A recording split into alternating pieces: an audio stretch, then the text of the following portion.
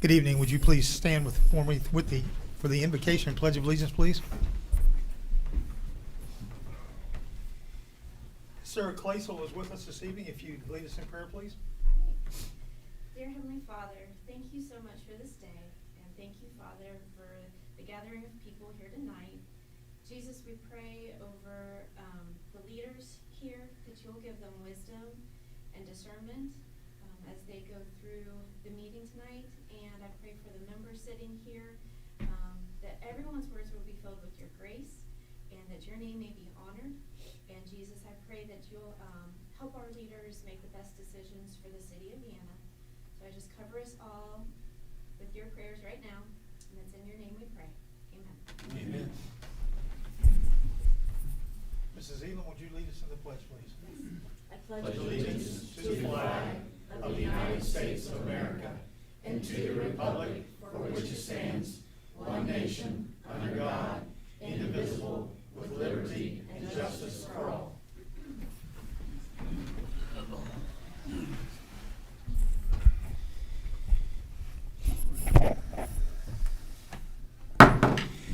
I'd like to call to order this regular session of the Vienna City Council for July the 22nd, 2021.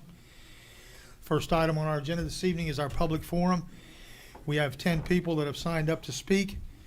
So because of the large number that we have this evening, I have a timer, and we will be enforcing the 5-minute time limit. So first up is Henry Sasson. What's the time limit? 5 minutes. 5 minutes, okay. I won't need that much time, I hope. Is this working? Can you hear me? Yes, sir. Okay. Henry Sasson, 1307 Greenmont Hills Drive in Vienna.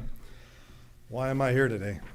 I've heard a lot of people griping, and they know that I'm not afraid to talk, so I'm here to talk. Going through, I'll start off with everyone's entitled to their opinion. Everybody's entitled to be heard. I don't put up with cancel culture, so going through, I'm not going to have anybody impose their beliefs on myself or my family or their beliefs. So I'll start off with number one, just looking back at some stuff.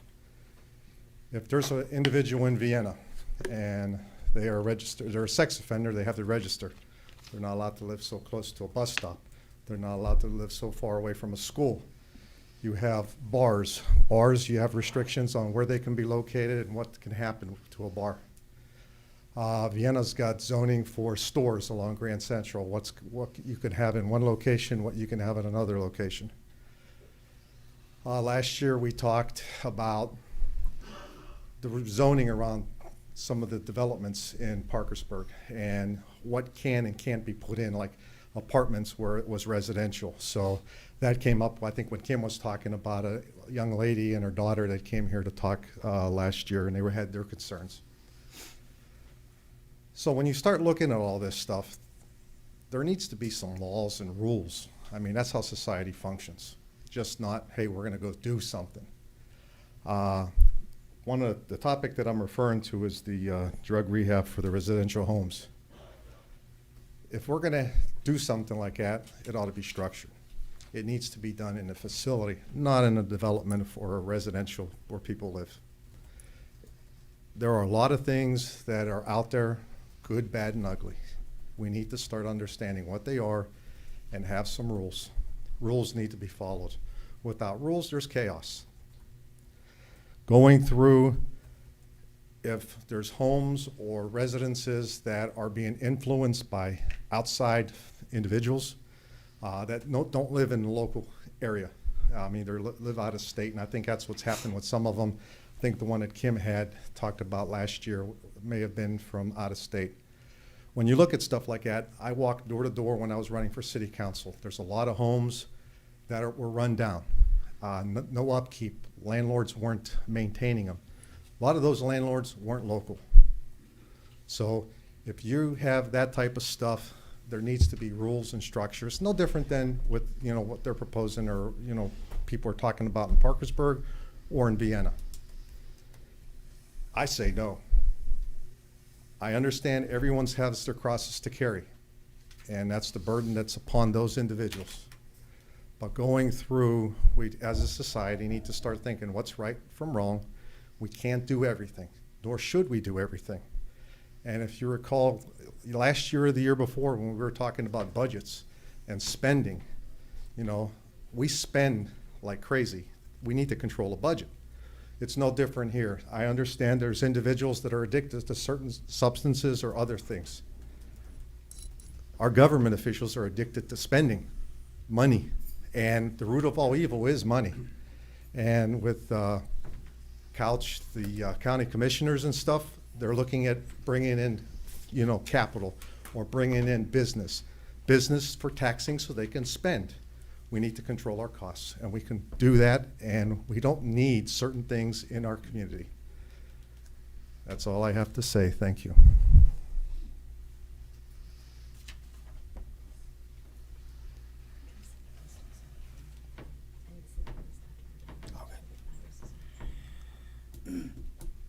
I'm sorry, I can't read the last name. Autumn McGraw? Okay, I didn't know if it's, okay. McGraw or McGrew? McCraw. McGraw. Yes, thank you.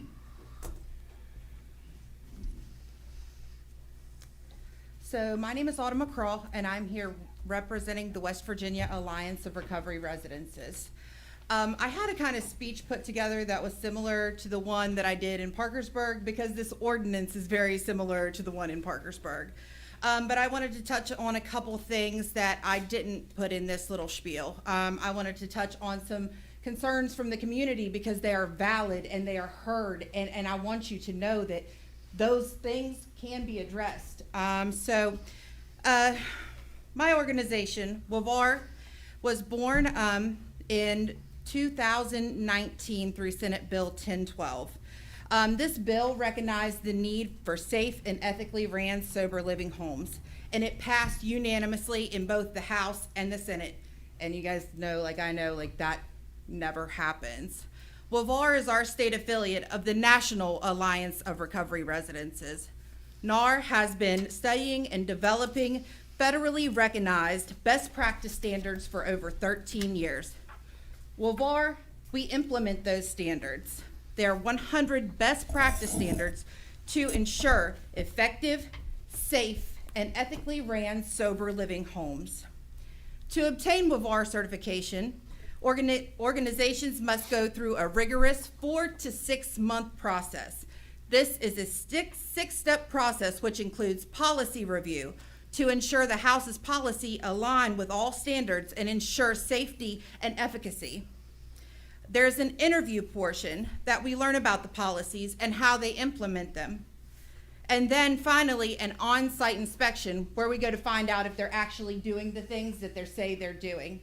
I wanted to add a little bit into this spiel. As a person in long-term recovery, we can see, feel, taste, and understand when recovery is happening in places. And recovery looks completely different than active addiction. They're two different things.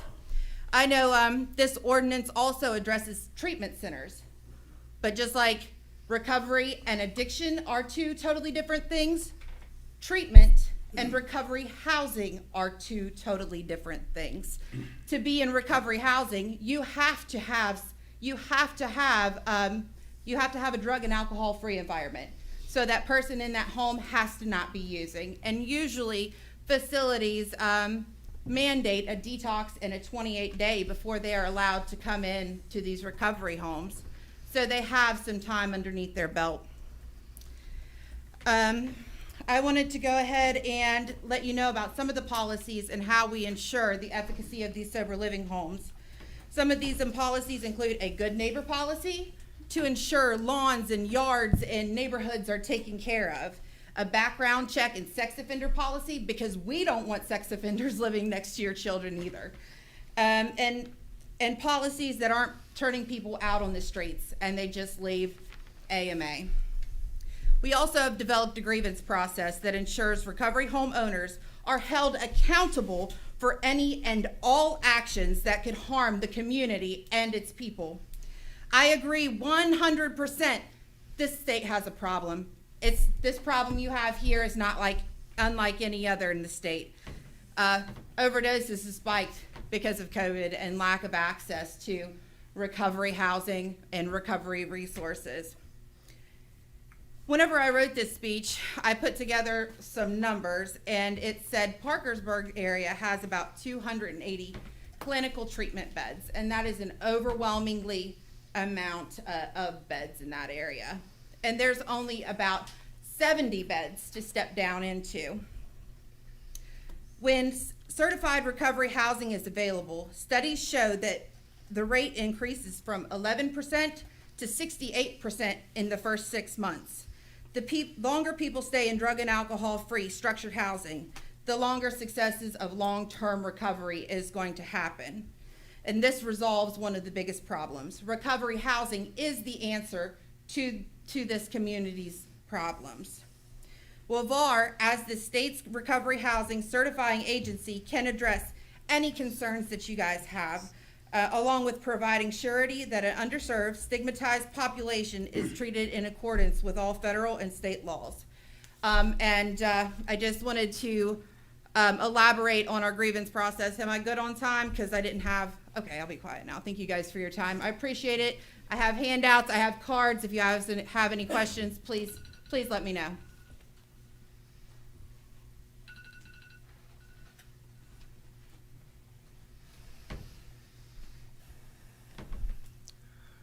Next this evening is Brenda Powell.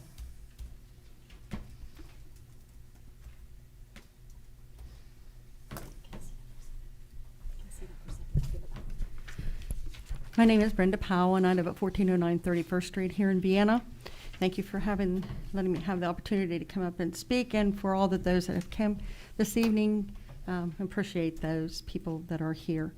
I just wanted to touch bases just a little bit on the moratorium that is coming before you today. As far as the different centers that have come within Parkersburg and this coming before the city for the rehab homes, I think that the cart got before the horse somewhere. I think that it should have started before they came, actually. Those centers came. There should have been something in place to help the community actually to adjust. Education is the key to everything.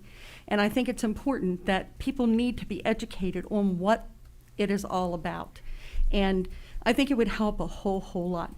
My question is to the council, with passing this moratorium, what happens next? What are you looking for to put off until next year? Is it changes within the legislature, things that maybe can happen to where that, you can have those things backing you to be able to make other decisions? I'm not sure, but I just wanted to ask that of council. Another thing is I just want to move on to thanking for the John Mansfield project update. I appreciate that. And also involving the public about the development of Spencer's Landing. I'm glad that you're bringing that forward, and council's going to talk about it, and I think it's a much needed thing for the community, and I'm glad that you're doing that this evening also. One other thing I wanted to say was about the American Rescue Plan Fund. That's been on a discussion many times here now with council, and it is yet again this evening. I know that there was a comment that was said that maybe that money should be given to the utility board. I don't think that there's a problem with that, except I think it needs to be specific. I think it needs to be specific to what that money is wanting to be used for, and that is what it goes towards. Sometimes things are given to whatever, and the money just goes to whatever it needs to go to. So I think it needs to be specific, if it's given to the utility board, on where that money is to go. Thank you very much. I appreciate it.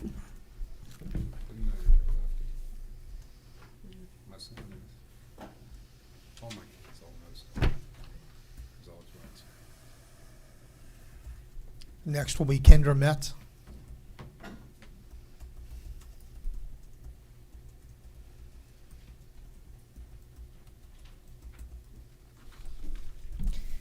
Hi everyone, and thank you for allowing me the opportunity to address the council as a concerned citizen. My name is Kendra Metz, and I'm a longtime resident of Vienna. At the most recent election, I actually voted for many of you, and this is my community and has been home for me for many years. I'm here to speak on the proposed moratorium on the treatment facilities and sober living. I myself currently have over 4 years sober, and I'm an active member of the recovery community. Over the last week, I have witnessed many of the fear-based and inaccurate comments from my fellow community members and my elected politicians. Many of the information that has been pushed into the media and has been hopefully misinformed, and the idea that sober living homes decrease property values is incorrect and can be verified with several national statistics. The idea that sober living homes and treatment facilities increase the population in our area is also incorrect and can be verified by the yearly count our community does every January. And that living next door to a sober living home is somehow dangerous and something to be feared of is also hopefully incorrect. What is the truth is that the first time I ever purchased drugs as a teen was on 21st Street in Vienna. And it is the truth that the first time I ever overdosed was actually 2 blocks from here. It is also the truth that a local bed in a sober living home that I waited 3 weeks to open up for absolutely saved my life. There I was taught how to be a mother again, how to be a daughter, how to be a friend, and how to be a tax-paying and law-abiding citizen. Whether you like it or not, the drug epidemic is in Vienna, and that's an unavoidable truth. The drug epidemic that West Virginia found itself to be the epicenter of is absolutely destroying our next generation. People are dying waiting for safe housing to open up for them. 2 weeks ago, we had a man pass away while waiting for a bed to open up in Parkersburg. That was the death that was completely avoidable. These are not just the homeless people that you see on the street, but also the sons and daughters of well-respected and wholesome families as well. I wasn't raised to be an addict. I grew up riding my bike down the very street outside these doors in a good family. And thank God I was able to find help when I did, and I hope everybody is able to find help. If you are to enact this moratorium to prevent any other treatment facilities, not only would you be perpetuating a dangerous and very harmful stigma that holds back your own citizens from reaching out for help, but it would also be doing your community you swore to serve a grave disservice. Thanks.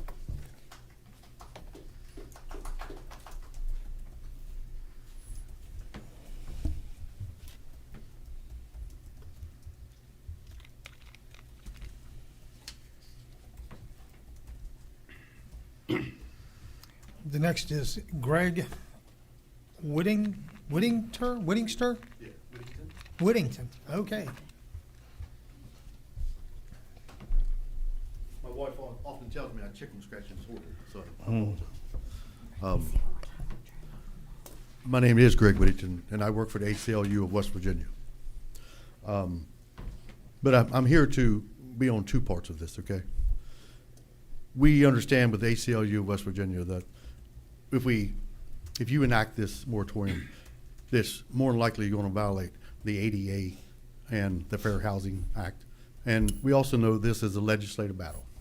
But I also want to speak on this from a person that has 21 years in recovery. I also was incarcerated, and I know that without recovery, I don't do well. Without recovery, I wouldn't be here today.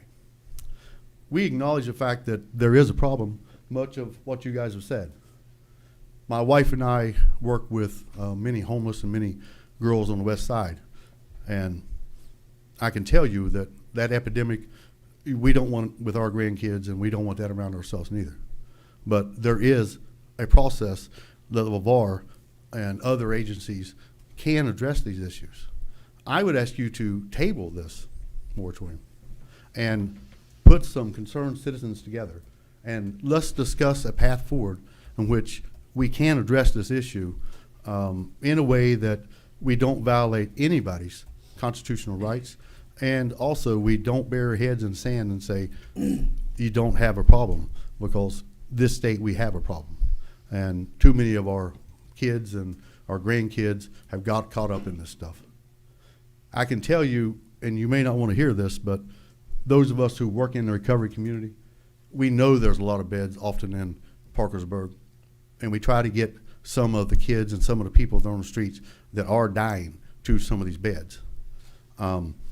And I would say to the gentleman who said about bringing businesses, we need those out-of-state businesses.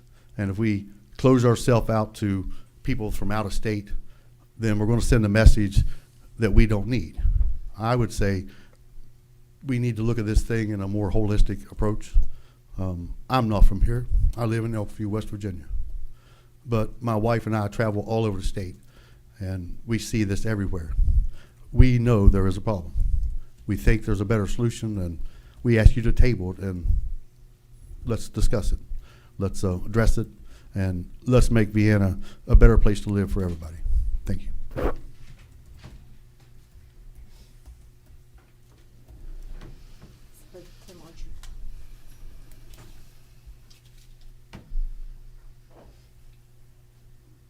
Tim Archer.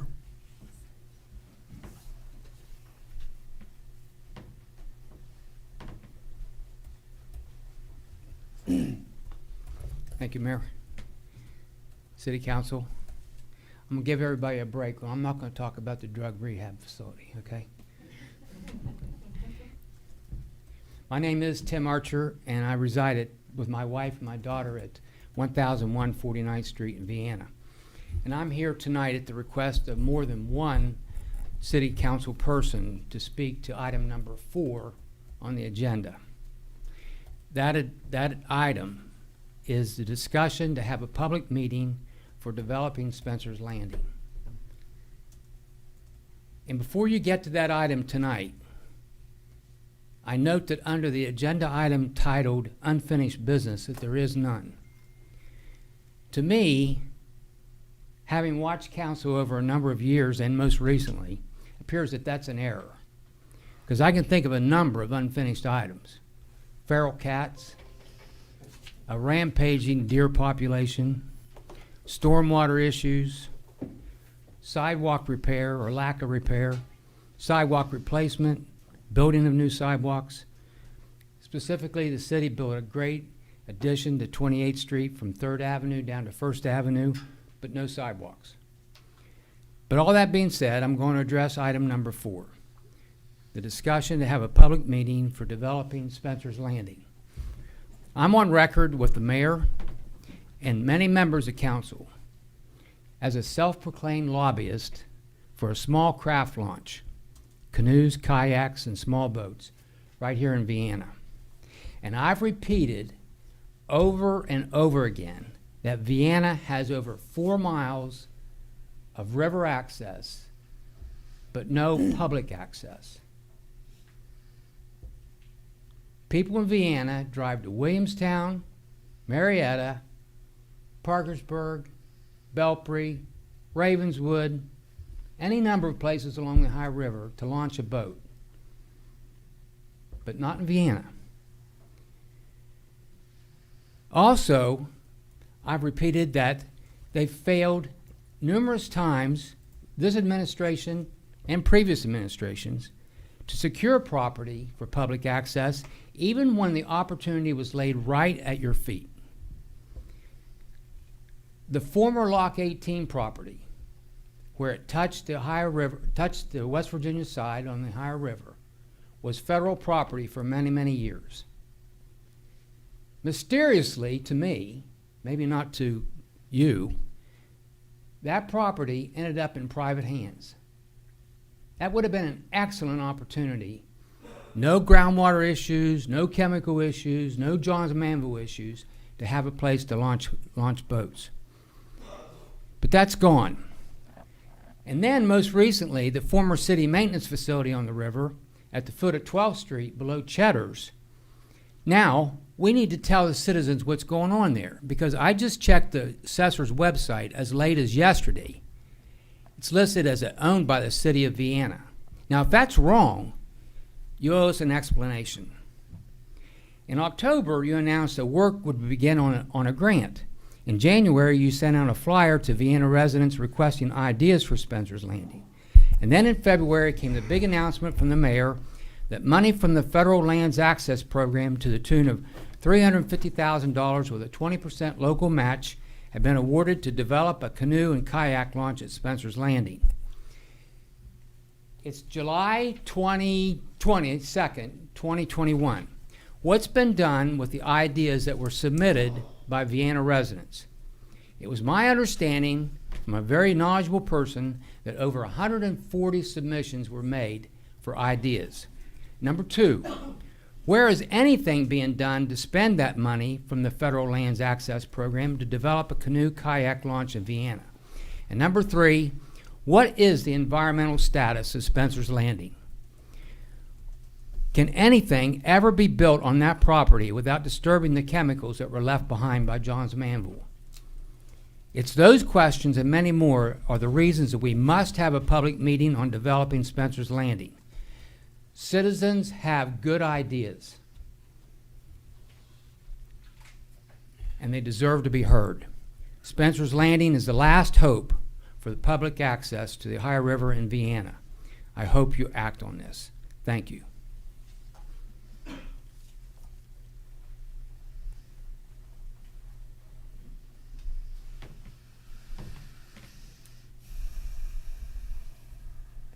Haley Meredith.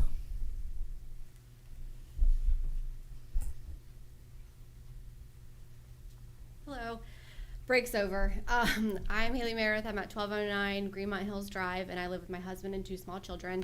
I first want to say that I do not lack empathy, care, or respect for anybody in this room. I am not removed from the situation that we have. I have family that has come successful of addiction. I have family that I have lost to addiction, and it is very terrible. But I also don't think that anybody, if you've read the Facebook page, nobody is burying their head in the sand. Everybody is well aware that there's a problem. I mean, people voice their opinion a lot. But I do not think that it is Wood County, Parkersburg, Vienna's job to pick up the slack for the entire state or out-of-state people. It's like we're in this group project and Wood County is doing all the work and everybody else is reaping this benefit. While it is a great benefit, the numbers are not there for me. We are oversaturated. We don't want to be the place that has a city perk on every corner and one of the sober living facilities on every corner. It really diminishes from what we have to offer. Not that that's not something to offer. I think that passing the moratorium would be a pause that we greatly need. It can talk about the needs, or if we're going to have certain people, so many beds per our population. Those things do need to be said, but there needs to be a stop for now because people are sneakily buying up homes, and it's kind of shady. Also, it's not a loss for anybody in the recovery world. I listened to the Parkersburg one last week, and the guy couldn't find a bed where he was, so he came here, and now his job is bringing people here. That is an opportunity, in my opinion. Why don't you find these gaps, and while we're on a pause in Wood County, open them there. There's got to be a St. Joe empty. There's got to be a federal building. There's got to be some sort of commercial building that's empty that you can go to. I say commercial because I do not believe these facilities or group homes need to be in a residential area. I think it breeds a fraternity-like atmosphere. There's no reason 9 grown men should be living in a house next to anybody and have nothing to do all day. And they are not supervised. I don't believe the one on 10th Street is supervised, and I think everyone's heard what happened. I'm not going to go into property values or how your personal property or your property taxes will go up or your homeowner's insurance will certainly go up. I know that if I live so far away from a fire hydrant, I'm paying more on my homeowner's insurance than my neighbor is who lives close to one.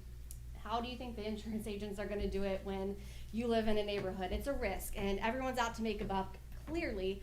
And while these big cash cows can afford to pay that larger insurance, I myself cannot. It's unfair to the people that live here, have worked here their entire lives. What about the home buyer? It's a volatile home buyer market. It's already hard to get a house. Could you imagine going in and having somebody paying 10 grand over asking cash offer, while you're just trying to get a loan for a bank who's making you jump through hoops anyways? Why would anybody want to stay here if it's hard to get a house? Parkersburg and Vienna are already kind of like poo-pooed on anyways. There's nothing to do here. The craft launch would be awesome. But let's not give people another reason to walk away. If 2020 taught us anything, I can work anywhere. My husband can work anywhere. Let's give people a reason to stay here. We are people that have lived here. I've lived here my own whole life. I've paid taxes. We are involved in our children's sports and with philanthropy. And, you know, let's not drive away the people that are helping out at the Humane Society or the people that are helping out at the Boys and Girls Club and all these other places. You know, it's just, I want to keep people here. And I just feel like our market is oversaturated and it's unnecessary. I think that's really all I have to say. So, thank you.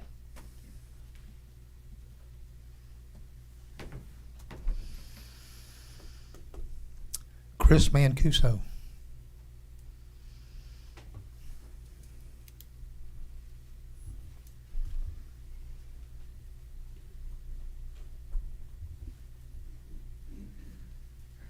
Good evening.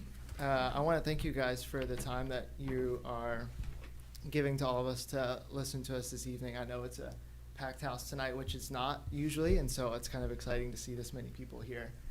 A brief introduction on myself. I was born and raised here and have lived here and went to PHS and went off to college and just recently moved back. The reason I chose to move back was because I see so much potential for the city of Vienna and Wood County in the Mid-Ohio Valley. I work here as an architect, and coming from a design background, I have a lot of experience in understanding the needs from a design perspective for communities. I've attended a lot of the meetings the last few months and have walked away a little bit frustrated with, I guess, the lack of direction and decision-making by the city council. I know that you all have a lot of other interests and a lot of other things going on. This isn't your full-time job, but you were elected to these positions, and I think as a citizen, I have the right to hold you to the expectations for which we've elected you to. I didn't want to just come up here to complain and say a bunch of bad things about what's going on. I think that there's a lot of potential, and that's why I moved back. So I wanted to kind of suggest something that I think is really important for this community. Going away from these meetings, I realized that there is a lack of direction, and I wanted to understand better why. And so talking with some of the other council members that are up here tonight, I wanted to get a better understanding, and I found out that maybe one of those reasons is a lack of any kind of comprehensive plan. I found out that the last comprehensive plan for the city was actually completed in 2007, which is over 15 years ago. That is the year that the iPhone came out. Things have changed a little bit since 2007. I also wanted to kind of present this, which I found through the West Virginia legislature, that talks about the need for a comprehensive plan every 10 years and to update that plan. We're a little bit past that time limit, and I want to know what's being done with that and what can be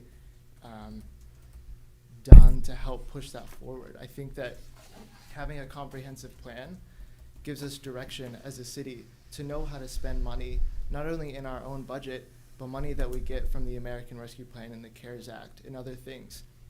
Without direction, we can have 4 and 5 and 6 meetings talking about what to do with that money. But with a comprehensive plan, I think that there can be clear and direct and obvious ways to spend that money, whether it be for utilities or small businesses or parks like the gentleman before me was talking about. I think that those things can all be adopted into one comprehensive plan to give the city a better direction, to grow and fulfill the potential that I see here. With that, I just want to thank you guys for your continued effort. Thanks.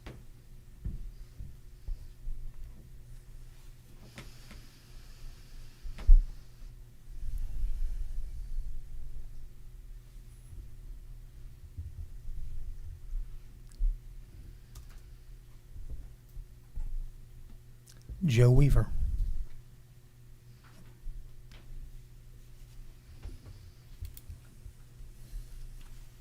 Thank you for letting me speak. I'll be brief. I grew up in Vienna by Frank's Grocery. I live 2 blocks from where I grew up. I've been practicing optometry for 34 years here in Vienna. I think I know about everybody in here, or I've met someone in here. Currently, I have to go to school every year to be credentialed. Jim, you have to get hours to bill. Mr. Elam, you have to have people in your business to be certified. The requirements for housing, for rehab, there's no requirements that I can find. I could go buy a house, anybody could go buy a house, so there's really no formal structure there. And I I think that's the start of a problem. But more so than that, living on 16th Street in my practice for the last 34 years, it's not the same Vienna. There's heroin needles in my parking lot on a weekly basis. My practice has been broken into by someone needing money. I've had my storage units, several people live in them in the last 2 or 3 years. So we do have a problem. And I'm a bit fearful, and I've never been afraid of being in Vienna. And I just want to convey that you guys know what's right. There's two sides to everything. But for the first time in my life, when I leave my practice, I look over my shoulder before I get in my truck. I've never done that. We had no locks on our doors growing up, as you guys know. Okay? So you guys know how to vote.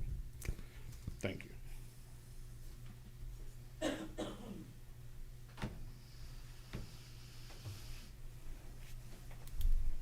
Emma Sasson.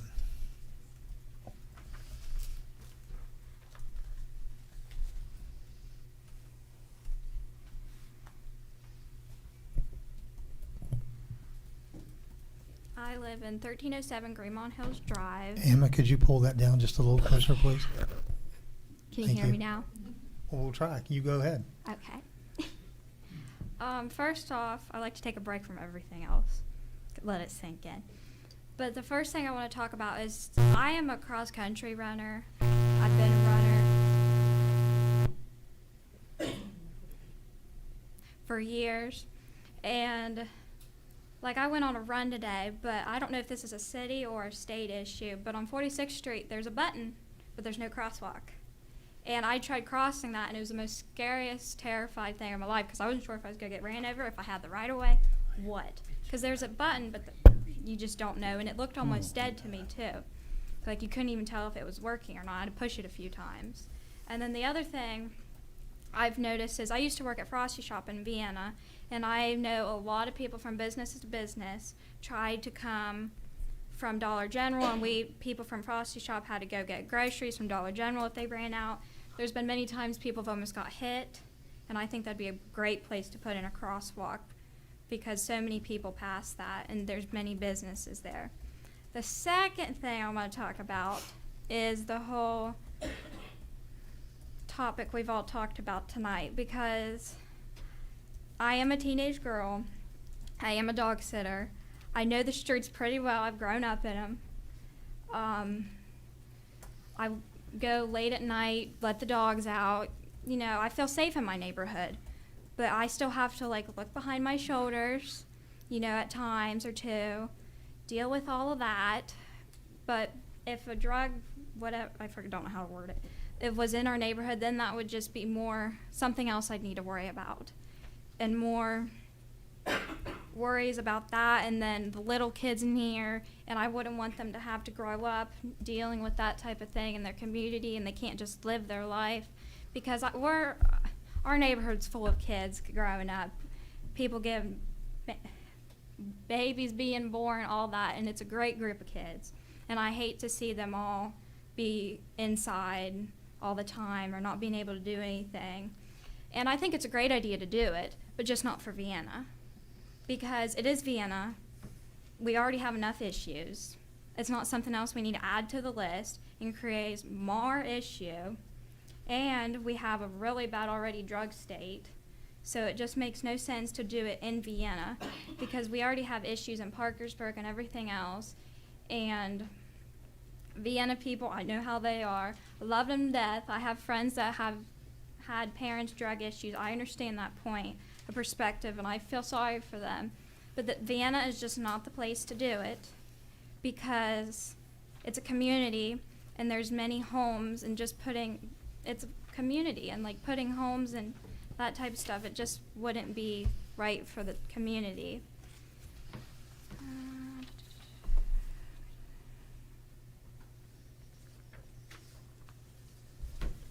I think that's all I have to say.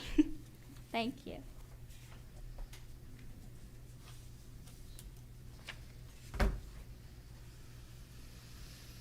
Okay. Mr. Mayor, is there room for one to speak who didn't sign up? Yes, sir, I'll allow that. 5 minutes.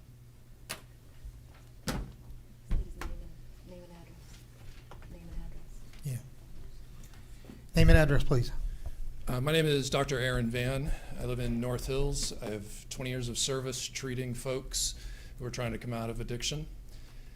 And I believe service is a key word here. You began your meeting with a prayer, which suggests some connection to spirituality and religion. I do believe that gives me an opening to say something about that. Jesus made it pretty clear in his example of service. He chose to serve people with no money, no power. When folks with money and power came to him asking, Jesus, please work with us, please serve with us, he flatly rejected them. And in fact, at times he even insulted them, saying, no, I'm not going to work with you. I'm choosing to serve people without money, without power. So I would ask you to examine, please, who are you looking to serve? You were voted in to serve. Who are you serving? My second point connects to City of Parkersburg and to their council. To this point, or up to this point, they've made a mistake by refusing to invite treatment and recovery leaders to work with them to help develop a plan that could work for everyone. I would ask that you guys please invite treatment, recovery leaders to work with you to develop a plan that can work. We are eager to work with you if you give us a chance. Thank you.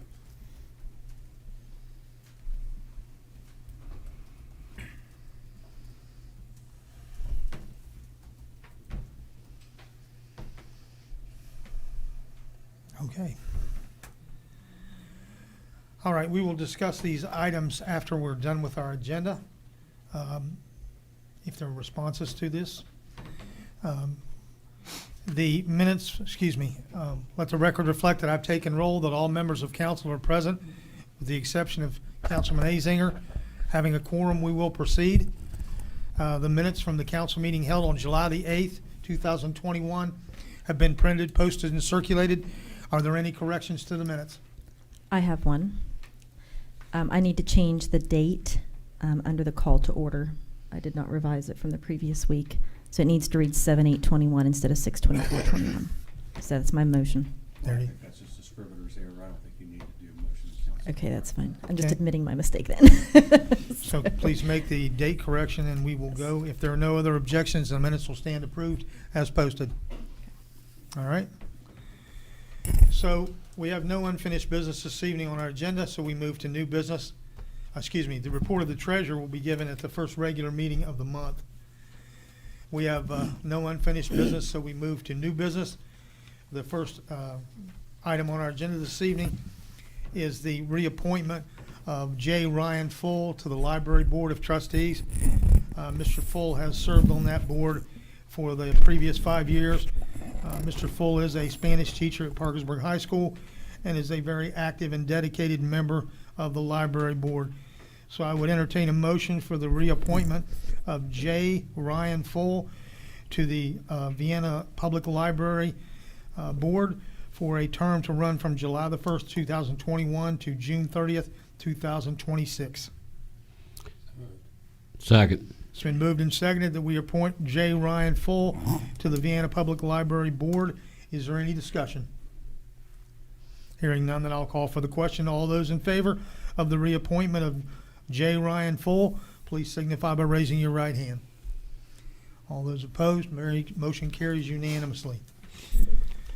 The second item on our agenda this evening is an ordinance on first reading imposing a moratorium upon new substance abuse rehabilitation group residential facilities. I will have our city attorney read this in just a moment, but before we get to that, I would like to make a few comments about that. I think that in my conversation with most of the people up here on council and members of the community and West Virginia legislators, I think we all realize that there is a very huge need for recovery facilities. And I'm sure, like every other person in this room, you either have a family member or a friend that has been affected by this. We do not want to turn our back on people that need help. The gentleman spoke a few minutes ago about, serving people. and I don't believe that there's anyone opposed to that. However, there are some things that have happened in the way this was put in place that are just not, I mean, they just don't make sense. And so these facilities that are coming to our area and the overwhelming number of beds that Wood County, West Virginia has is something that we as responsible city council members and members of the respective communities need to deal with.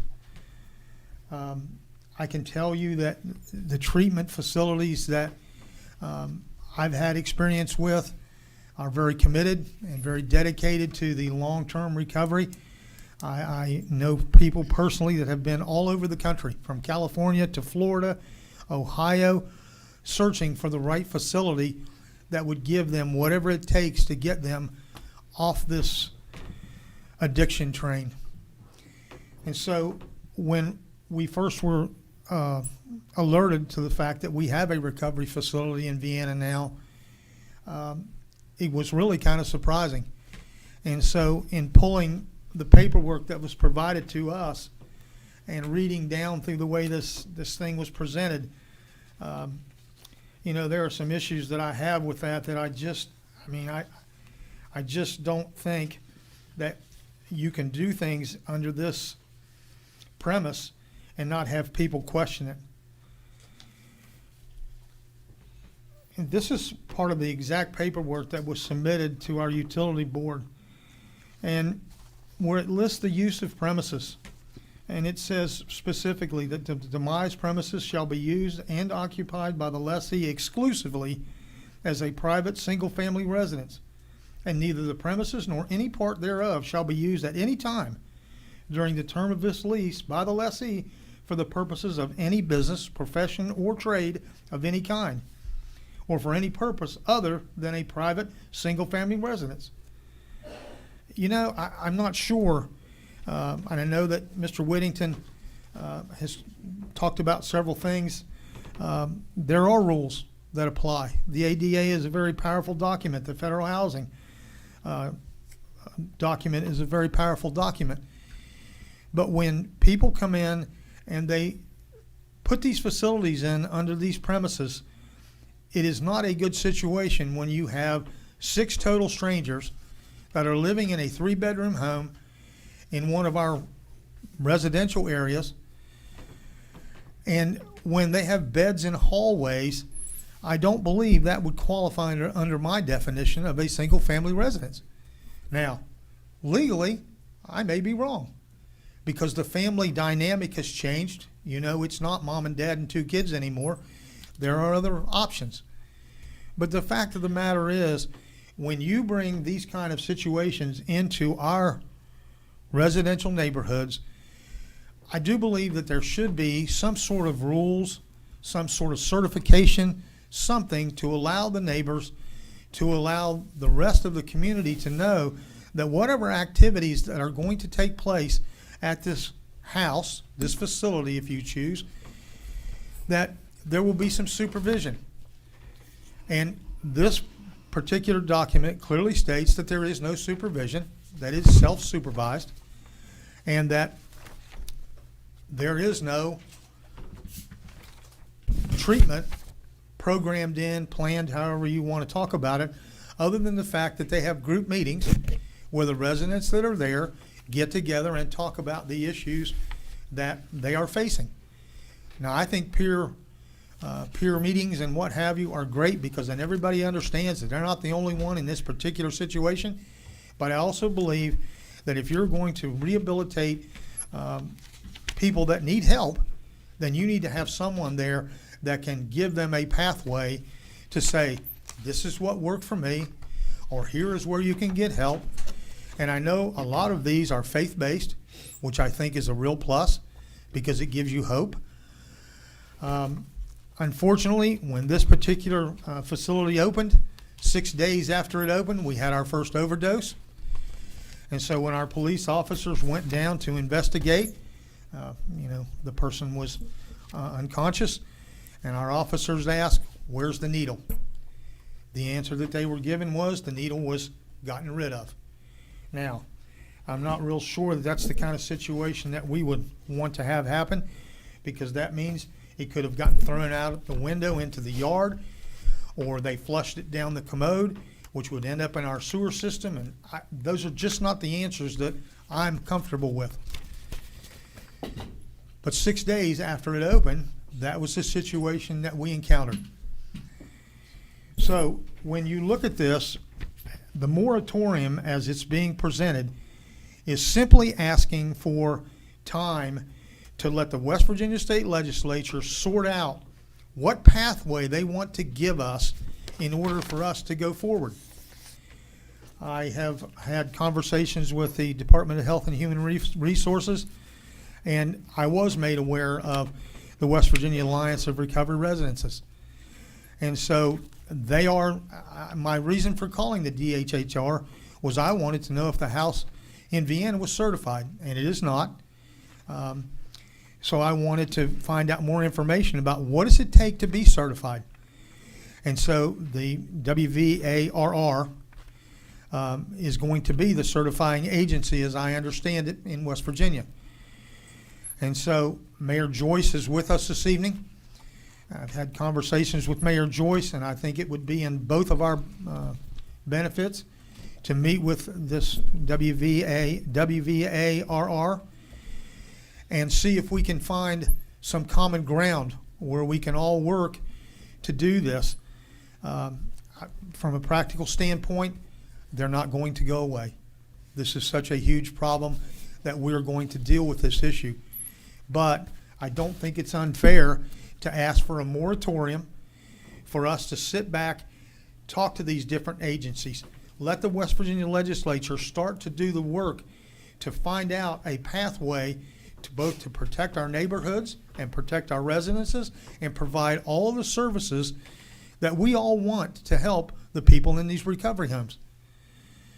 I know that there's meetings scheduled, I believe it's September the 12th, in the legislature to discuss these very items.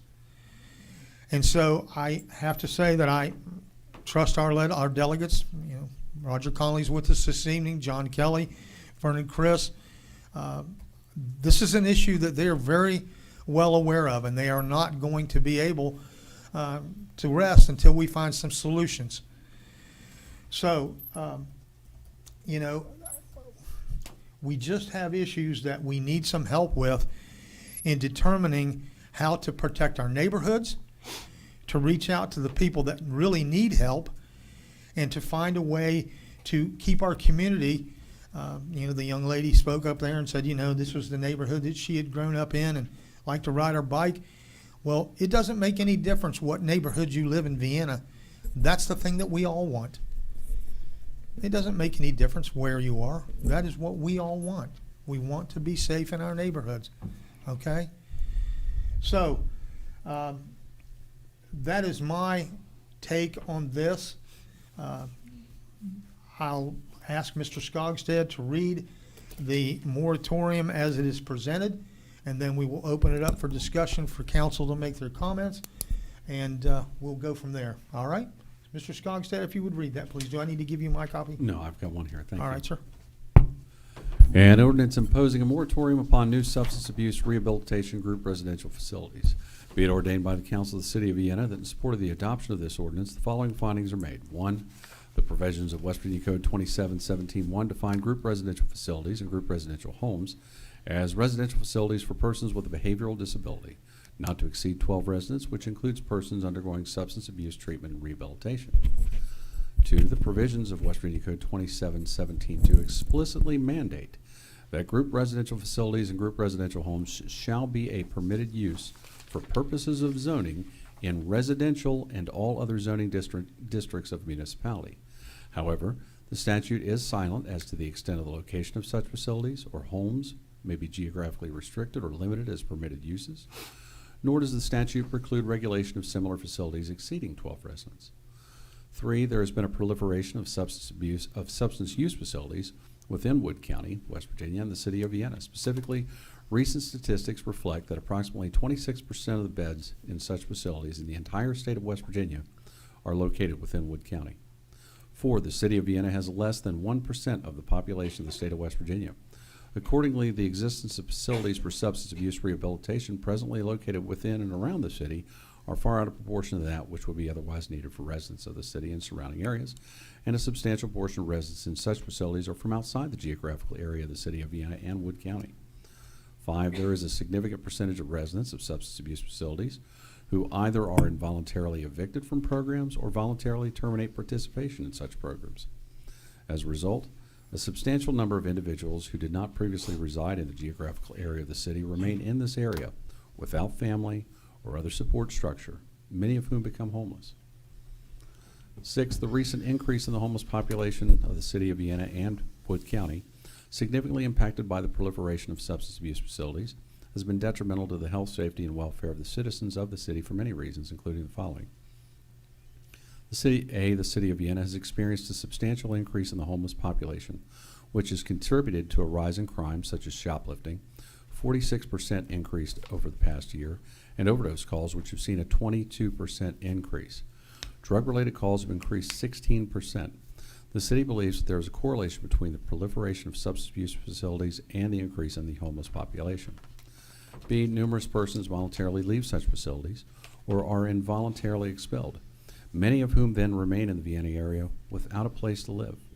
Further, a significant number of persons residing in substance abuse facilities are not from the Vienna and Wood County geographical area.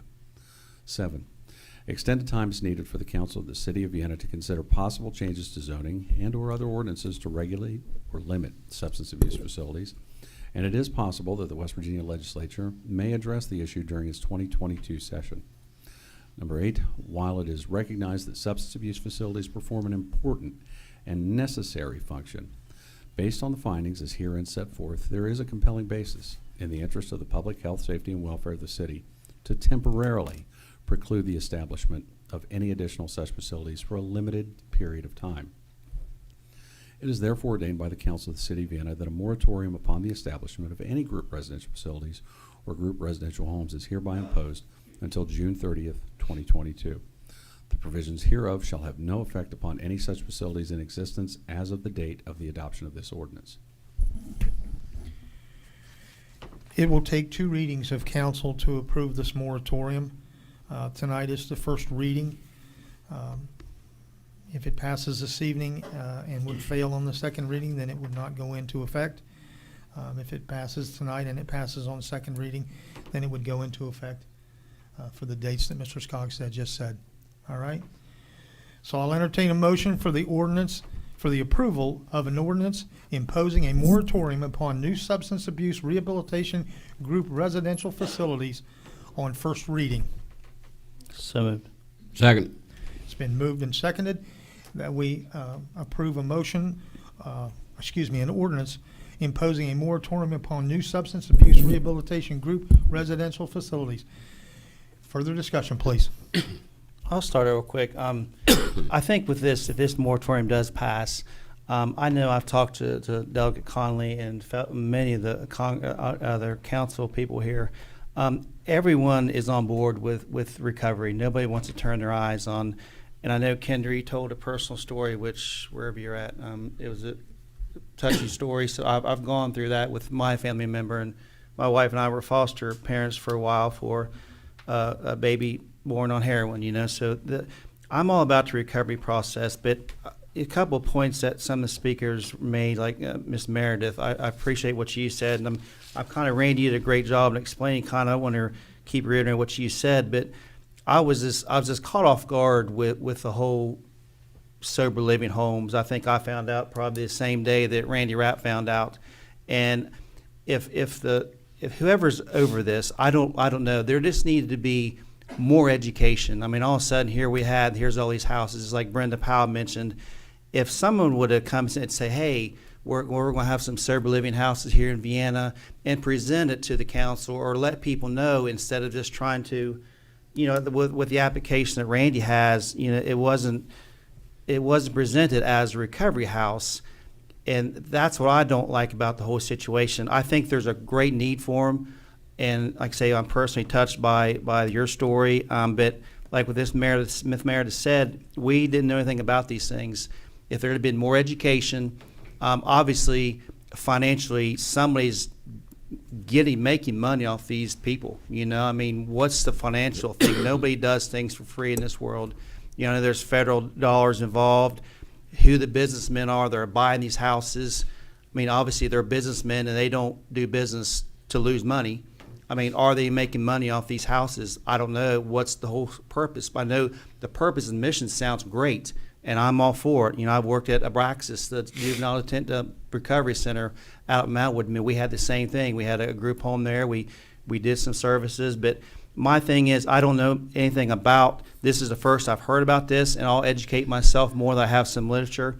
But like during the day in these sober living houses, are they teaching them life skills? What are they doing during the day? And maybe it's a great program, and I will. Thank you for the literature you gave me this stuff.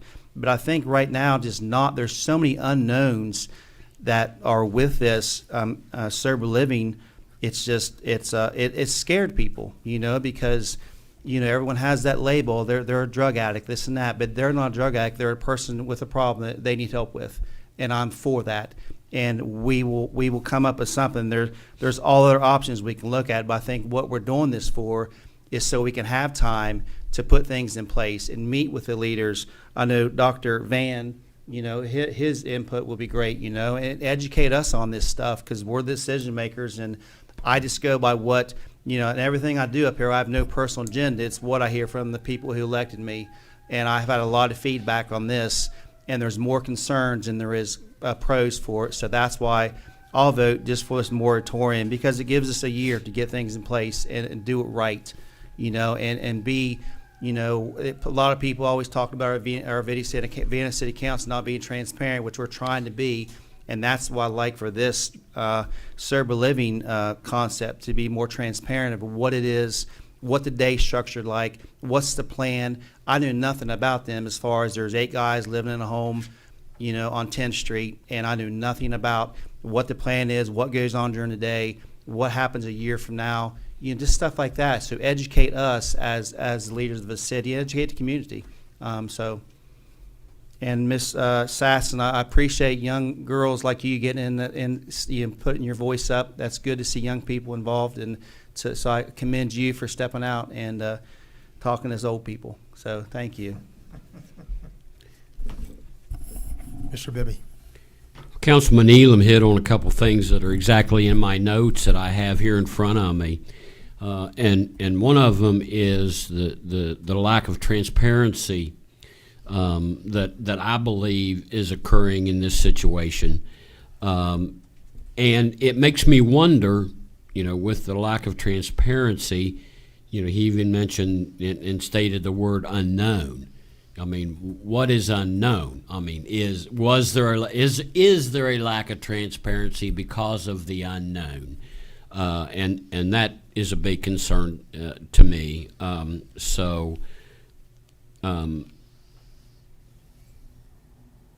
You know, I think, you know, I just think it would be very premature at this point to let things go on as is without this moratorium, to where that there can be more investigation and more planning put into it, and so that, you know, maybe we can get that transparency to do away with the unknown that we just don't know. So that's my feelings on it.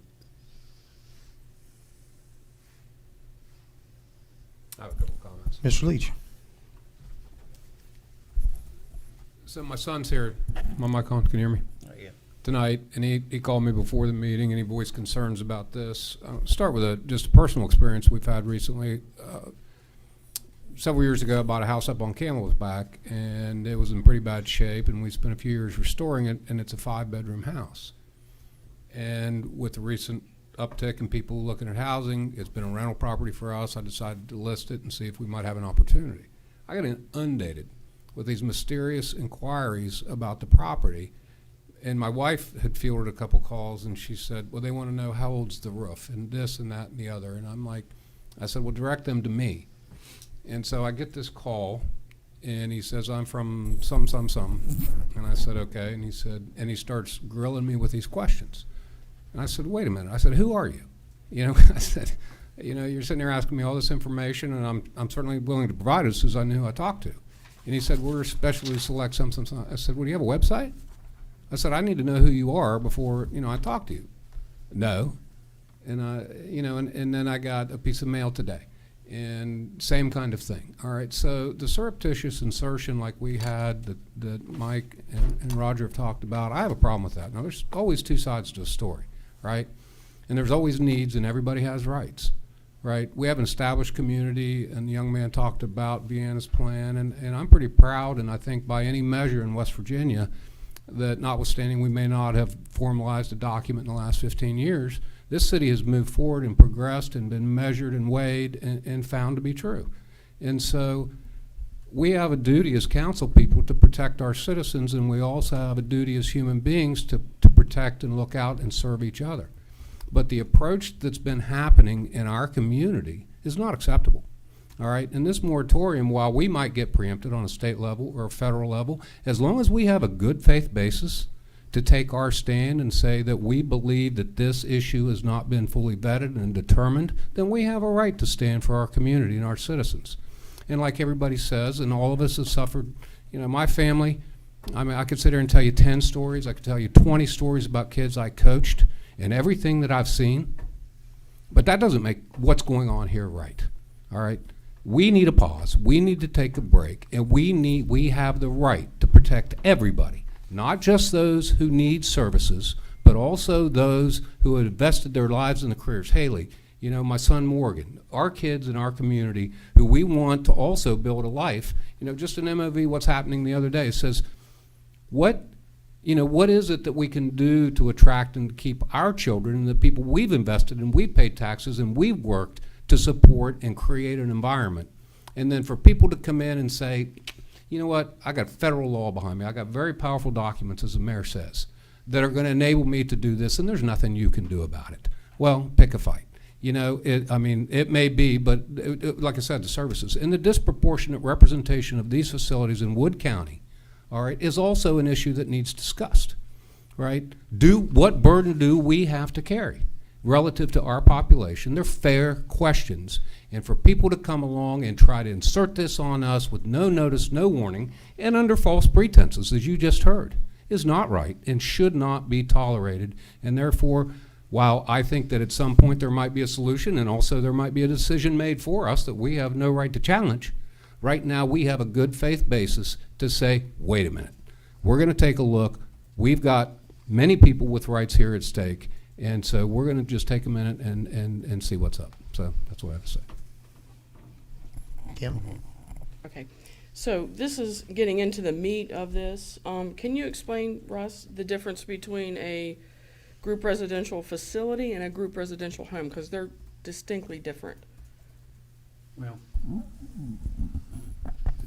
essentially for our purposes, they essentially come down to being a boarding house. And that's exactly the side effect of the problem that we have with the way that the legislature has crafted its legislation. West Virginia Code 2717-2 essentially usurps individual municipalities' ability to govern the characteristics of their neighborhoods, their layout, their design, the plan that we've talked about. Because it essentially takes the ability to design your city and takes a property owner, for example, in an R1 neighborhood, which is a single-family dwelling, single-family houses. They essentially give individuals who are going to operate either of these facilities more property rights than what the owners of the house originally had and what the owners of the neighboring houses have. Because they eliminate the city's ability to zone and to regulate the zoning of the houses. And so as far as the distinction between the two, they don't necessarily, a distinction between the two isn't necessarily something that's the concern. Just the fact that they're allowed, that either of them are allowed to exist in the neighborhood, the way the legislature has allowed them, affects the ability of the city to govern and regulate them, essentially gives them more right than what adjoining property owners have, and creates unintended consequences. I don't think the legislature had that intention in mind when they passed this. I think the legislature's intent was to avoid what's commonly referred to as NIMBYism, or the people's natural inclination to not want something that they believe or perceive to be as negative close to them. Not in my backyard, right? So, and I think that in doing that, there was a series of unintended consequences that have occurred. And a lot of those are pragmatic, and just looking at it from just a legal and logistical perspective. In the city of Vienna, if you have a boarding house, or if you have any type of, hotel or anything of that where you have multiple individuals renting living space, you have parking requirements, right? You have to have one parking lot in a boarding house as defined by our ordinance for each living unit that's there. So now you've taken a residential house and you have allowed 8, 12 people, depending on what the disorder or who the individuals are that are going to be occupying the place. And you've eliminated the city's ability to restrict how many vehicles are going to be there. You have to have one off-site parking place for every living spot. The houses that are being bought, it's impossible. It's nearly impossible for you to do that. And that's just one minor logistical thing. But if you think about the effects that these have by placing or allowing these facilities to be run unregulated, and because that's essentially what they are. And I don't mean regulation like from the state or the DHHR. I'm talking from a purely zoning perspective, because they are taken out of our ability. So if Mr. Sasson lives in a neighborhood and it's a street and he has a driveway that can allow 2 cars, he sells his house to one of these facilities. They have 8 people in it, and those 8 people want to have cars. Where are they going to go? Well, we can't regulate them. They're going to be parked on the street. You have small neighborhoods. You create congestion, and that's just one aspect of it that hasn't been considered.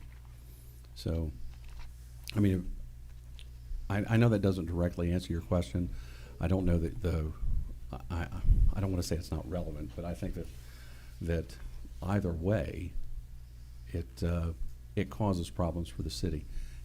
Well, it causes just purely logistic problems if you take away just the idea, or you take away the substance abuse part of it out and you insert something else that's federally recognized as a disability.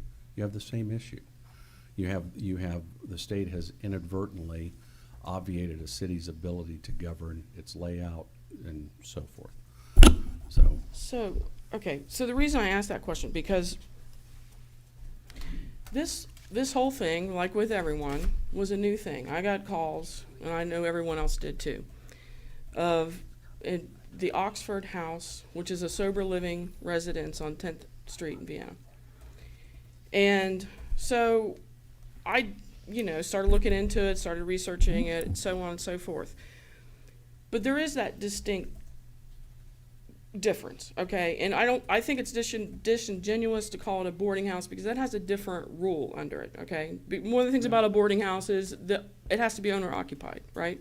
Yes. So I looked up the state code, right? So it says group residential home means a building owned or leased by developmentally disabled or behaviorally disabled persons for purposes of establishing a personal residence. A behavioral health service provider may not lease a building to such person if the provider is providing services to the persons without a license as provided for in this article. So because sober living houses, whether it's Oxford House or any of there are numerous ones, including faith-based ones, as the mayor mentioned. The way I understand this is you could rent a house, and you're renting that in the case of Oxford House, the sober living facility, under the group name of whatever the charter is, right? And so not individual people are renting the house, and that is protected under the ADA, the Fair Housing Act, you know, Equal Protection Clause of the 14th Right. Amendment? I mean, Are you asking whether or not that the city's moratorium triggers an ADA issue? you can answer that, sure. Well, I'm asking. Yes, does. Is it possible? It depends. And I say this way. The city is not trying to restrict who is occupying the houses. Because I think the easiest way to approach this issue is to simply just change sober living facility into a disabled living facility. And I think you have to analyze it from that perspective. Because then it takes some of the, I don't want to say stigma, but stigma off of it. Because a lot of people come to this with a preconceived idea. A lot of folks are emotionally involved in it because they see what they perceive as being, I've got a house and they just moved in a house full of drug addicts next door to me. And my property values are going to go down. Everybody's going to steal everything from my car and everything's going to be terrible. All right. So the only way that you can really analyze the problem is let's take that part of it out of it. And let's just say, let's just look at the problem with what happens if if these businesses wanted to operate a facility that just addressed people that are physically disabled. Nobody is going to take a negative position as to a person who's physically disabled. That stigma is not there. So then you look at it and you go, okay, well, what if these Oxford houses operate these houses for somebody who's physically disabled? Then the question becomes, how are they affecting the city's ability to regulate itself? And I'm saying I'm not approaching this from the angle as far as the moratorium goes, as whether or not there are people that are in recovery. And I agree, there is a difference between a person who is in the throes of addiction, and I see it all the time. I've worked 16 years in the prosecutor's office, and sometimes people say I'm a little bit cranky, right, Mr. Leach? But when you're Leach are you talking to? the one in the back, I don't see you so much anymore. But there are people that are in the throes of addiction who do things that they may not have otherwise done because they're in the throes of addiction. Sometimes people are just bad people, and whether they're addicts or not would be irrelevant. But people that are in the throes of addiction do things that they wouldn't do. People that are living in a sober living facility are people that have gone down and made, for lack of a better term, a journey. And they are trying to get to the point in their life where they can resume their life without being in the throes of addiction. So what I'm saying is there's a misperception, and part of that is fostered by the very fact that a lot of these facilities have come in and they've done so in such a way that it's almost under cover of night, for lack of a better metaphor. And they've popped up by their neighbors.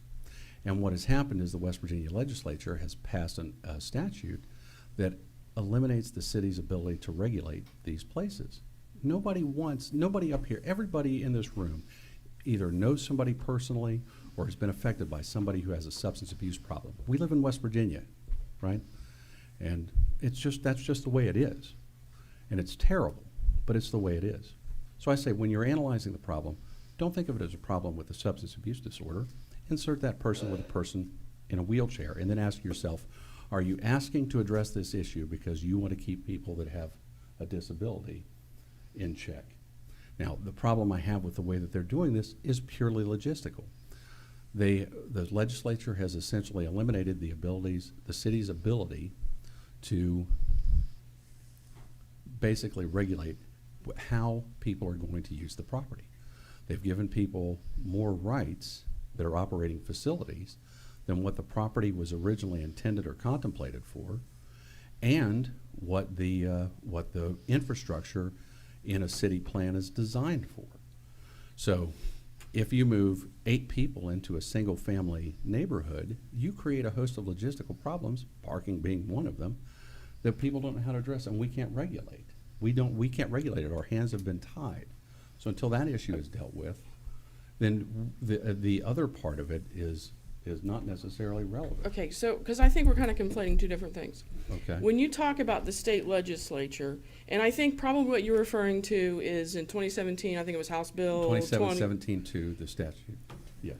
Right, where there was a certificate of need exemption, Mm-hmm. right? Okay, let's set that aside. That's Okay. going to be for your facilities. But what happens in these homes, they don't need a certificate of need exemption. They don't have to have one. They don't have to be licensed. They don't have to tell anybody that they're coming in there. I'm not taking a position either way or about it. I am just saying, let's be honest and talk about what was really possible, because the state legislature cannot fix sober living homes coming into any neighborhood in Vienna or Parkersburg or anywhere else. Well, I mean, I understand what you're saying. I disagree. Because I don't think that you can prevent a sober living facility to come in into a community. I do think, however, that you can regulate property so long as the regulations apply to everyone equally. Right. And so that's how we have to look at this. And right now, with the way that the statute is written, it does not allow the city to regulate the properties equally. Okay, so let me ask you this. So, Oxford House, I'll just use them as an example, because there's a lot of information about Oxford House on the internet, and I'm sure everybody's read it. They have been operating for 45 years, right? They have, I don't know, maybe like 40 facilities almost in West Virginia, plus sober living residents, sober living homes, plus there are other groups. So we have hundreds of these in the state. Okay, so we now are just getting them in Parkersburg and now in Vienna. And there are thousands nationwide.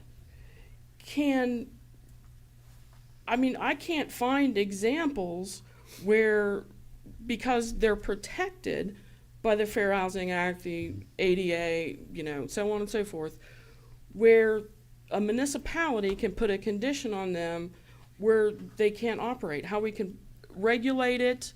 And also, but before you answer me, I just want to say this. I mean, my understanding of the Fair Housing Act is that it's like you cannot zone or put a special condition or permit on something. So I don't understand how we move to be able to do that, especially at the municipal level. Well, I think the answer is this. I don't think that you could ever have an ordinance that says people that have substance abuse disorder cannot live in a house. Right. Okay. I don't think you can have an ordinance that says people that have cerebral palsy can't live in a house. I don't think that you can have an ordinance like that banning anybody that would be even considered remotely a protected class from living in a certain facility. But you can regulate the characters of, when I say the character of neighborhood, I'm not talking about the occupants. I'm talking about layout, design of structures, size of streets, mandates for parking, requirements that that parking be on or off street in certain neighborhoods and so forth. I think, again, the issue is not the fact that there are people that have substance abuse disorder that are living in the homes that's a problem. That's an emotional response. I think the problem that is created is that we have R1, R2, and R3 districts, for example. And in our neighborhoods, everybody that lives in an R1 district has to operate their home in a specific fashion, right? Everyone that lives in an R2 has to do it the same way, and R3 is the same way. So if I live in an R1 neighborhood, and those are our single-family residential districts, those have single-family dwellings, they have to be operated, they have to have certain dimensional requirements, they have to have off-street parking, they're not allowed to have mobile homes and so forth, right? You're not allowed to do certain things inside your home. You're not allowed to be a taxidermist or operate a business and what have you. The problem with how these houses are being operated is you're essentially allowing a business to come in. It's a rental company. It's no different. Take sober living part of it just completely out of the equation. And what do you have left? You have a residential house where 8 people are paying to rent a room in the house. You have an apartment building now that is in the middle of an R1 neighborhood. And that's the issue. Yeah, that's not how it's defined. Now, when you say, the landlord is somebody who, in my understanding in the house on 10th Street, is somebody who lives out of state, okay? So they purchase this piece of property for investment, okay? So then, just like anybody else who's a landlord, it goes out to rent to somebody, they have rented to the charter organization, their charter, whatever they're calling it, Oxford House in Vienna, okay? And so it's not the people that live in that house, that's not a business. how is it not a business? I agree with that point. Let me give you an example of what you're talking about. Okay. All right, I have a rental property in Morgantown. Mhm. Okay, and I'm in, I think it is R1.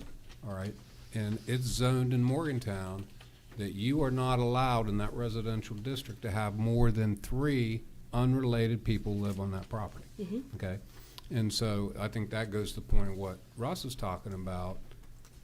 You know, if it walks like a duck and talks like a duck, if it's an apartment because you've got 8 unrelated people pooling their resources to live there, and that's kind of what the point of this is to get the opportunity to get these questions answered, not just, I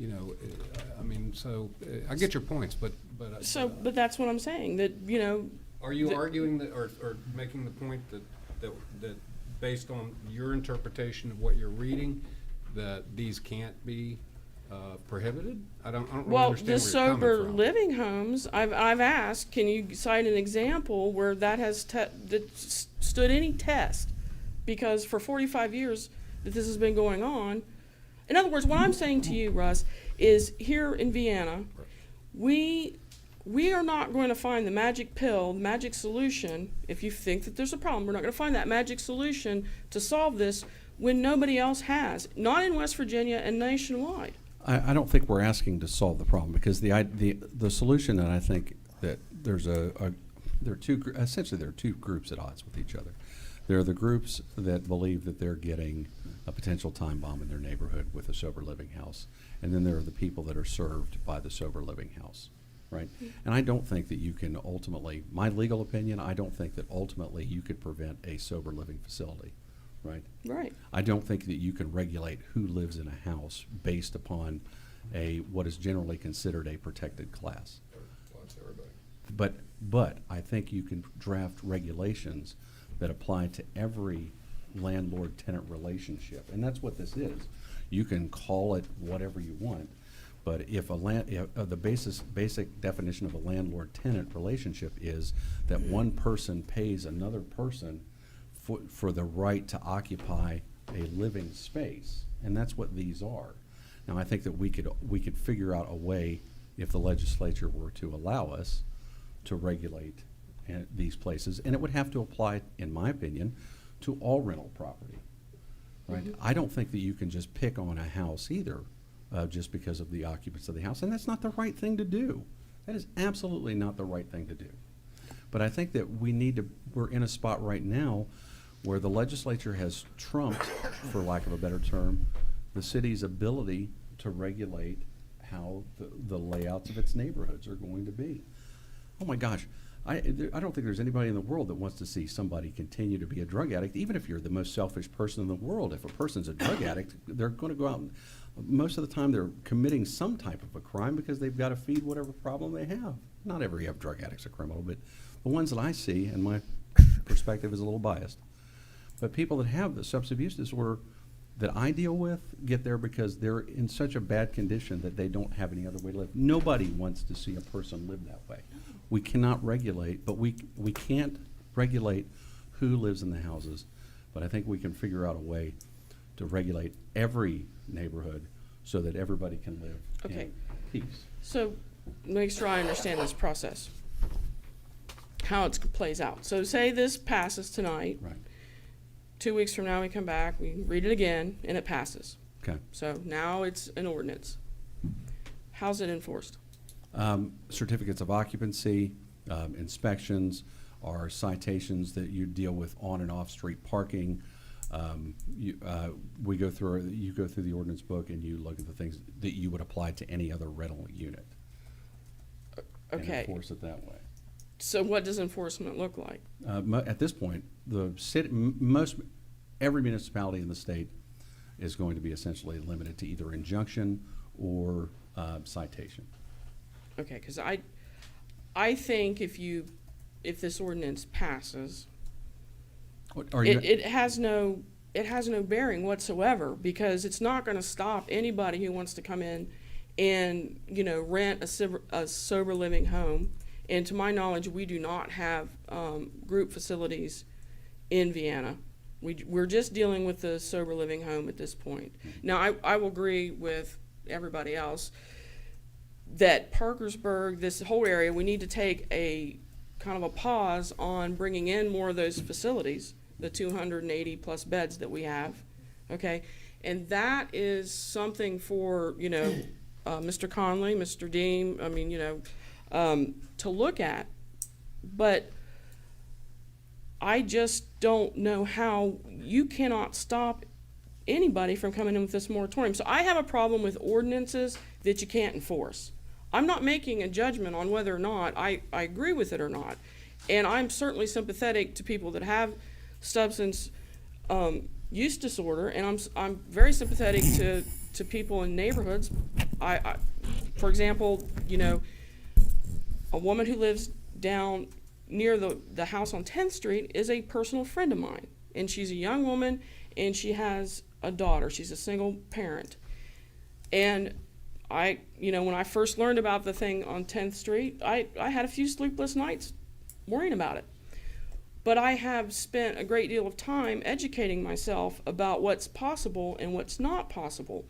And while I think we are telling people we've got a solution here, a moratorium, we're going to put a pause in it, the reality is it's not going to do anything. You can't stop anybody. So then when the phone rings and it's somebody who says, wait a minute, you know, council person, you said there was a moratorium, and yet I've got somebody who just moved into my neighborhood in a sober living facility.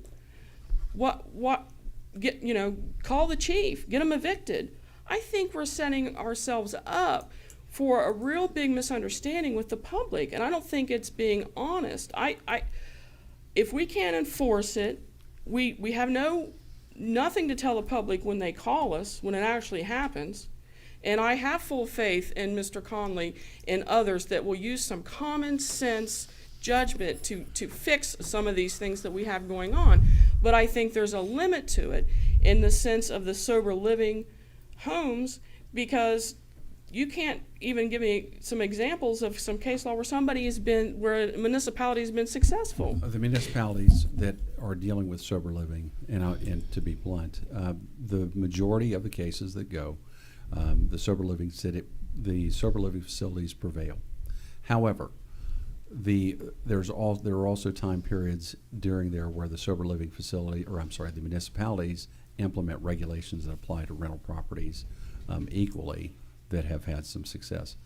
So, I mean, as far as case law, there's not a specific case of the federal district court that you can point to and say that there is a common law ban on sober living facilities. However, you can look at case law and see or in cases and see where regulations have been upheld that govern how buildings are occupied by groups of people, and not picking on or singling out a single group. Let me ask you one quick question about that. Using the Morgantown example, in your analysis of how the unintended consequences for the legislature. So you're saying that a sober living house with 8 residents could move into an R1 zone in Morgantown that says not more than 3 unrelated people can live in a residence here, and it would trump that, and that's the issue that you're trying to illustrate? Thank you. Right. And that's the problem with the legislation that's been passed, is our ability to do that has been taken essentially from us by the statute. But there are examples where where groups of people are allowed to live together and it's regulated. We can't do that right now, hence the moratorium. Kim, to play off something you said, I don't look at this moratorium as a solution. You mentioned, it's not a solution. You're absolutely right. The moratorium is not the solution. However, I do think, and I'm hopeful, that a moratorium would give the city of Vienna as a municipality and others, plus the legislature, maybe an opportunity to come up with those solutions that might work. No, absolutely, the moratorium is not the solution. Well, then, and I'll bring this to you. When you get the call, because you will, just as I will, if somebody moves in, how do you answer that question? Because we're not going to be able to do anything. We don't know yet. Well, let me answer that We don't question. know. Let me answer I that don't question. know. All right? Chief Pfeiffer's on vacation. I realize that I called him this Lieutenant week. Burdine came this evening at my request, but I'm not gonna put this on Rick. I'll wait till Chief comes back and I will have Chief, I'll ask Chief that very question, okay? Because, my hope with all of this is that two things are very clear. One, this is a pause. We're asking for time to evaluate this situation. And the second thing is, we're putting on the legislature to say, all right, you understand all of the things that are in play here. You know where this came from. Help us. All right? I don't think that's unreasonable. I know they're getting a head start on it. The legislature won't be back in session until January of next year. But I know that there's a meeting already scheduled to deal with this issue. And so, you know, enforceable or not enforceable, all right, we're asking for a pause to say this is a situation that is not as Okay. it should be. So I agree that I think the solution is with the state legislature. And I'm a little frustrated sitting here as a city council person in Vienna, West Virginia, thinking, you know, I've got some power here. But let me ask you something, because this is, you know, if once the moratorium passes, now we've opened ourselves up for lawsuits, and they will happen. And so we're doing something that we know is not going to, you know, we're going to get sued for, and we're going to lose, and it's going to cost taxpayer money. That's, once again, I don't understand why we do something that is not enforceable. We know we're not going to withstand a legal challenge, and then we're going to make the taxpayers pay for it. I don't understand that. Kim, did you not hear Mr. Leach's explanation? I think Mr. Leach was extremely clear with the fact that we have the right to ask about a problem that's here, all right? And I'm, you know, I look very optimistic that we can work with these agencies that are in place, all right? My whole issue with this thing is the certification process. Which does not apply to sober living homes. Call it whatever you like, okay? It doesn't. Well, call it whatever you like. I mean, it will All right. can apply to the facilities, but not the homes. There's a difference. That's why I asked at the beginning of this conversation Well, what the distinction was, because it's a big one. The main distinction is that that one facility offers on-site treatment and the other doesn't. One is essentially a dormitory and the other isn't. The other is a hospital or a treatment center or what have you. I mean, that's your distinction. And you're right, the certification process that's set up in the legislature, or by the legislature, governs one and not so much the other. But again, that's not, the issue for me is no different than if somebody wanted to put a dorm in the middle of an R1 neighborhood, or wanted to convert a house into a fraternity in the middle of an R1 neighborhood. I think you take the issue away about who the occupants are as far as whether they have a disability or they have a need, and you look at the issue solely as for lack of a better term, you have a group of unrelated people living in an R1 neighborhood, which is not what is contemplated by the R1 neighborhood, because it comes with a host of problems that I've already addressed that we can't deal with.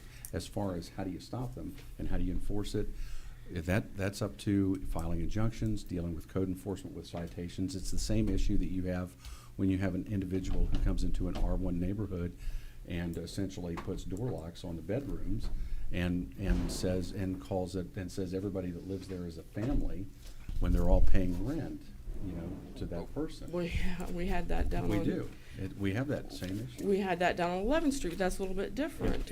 Because Because what I'm coming around to saying again, once again, is the Fair Housing Act, you know,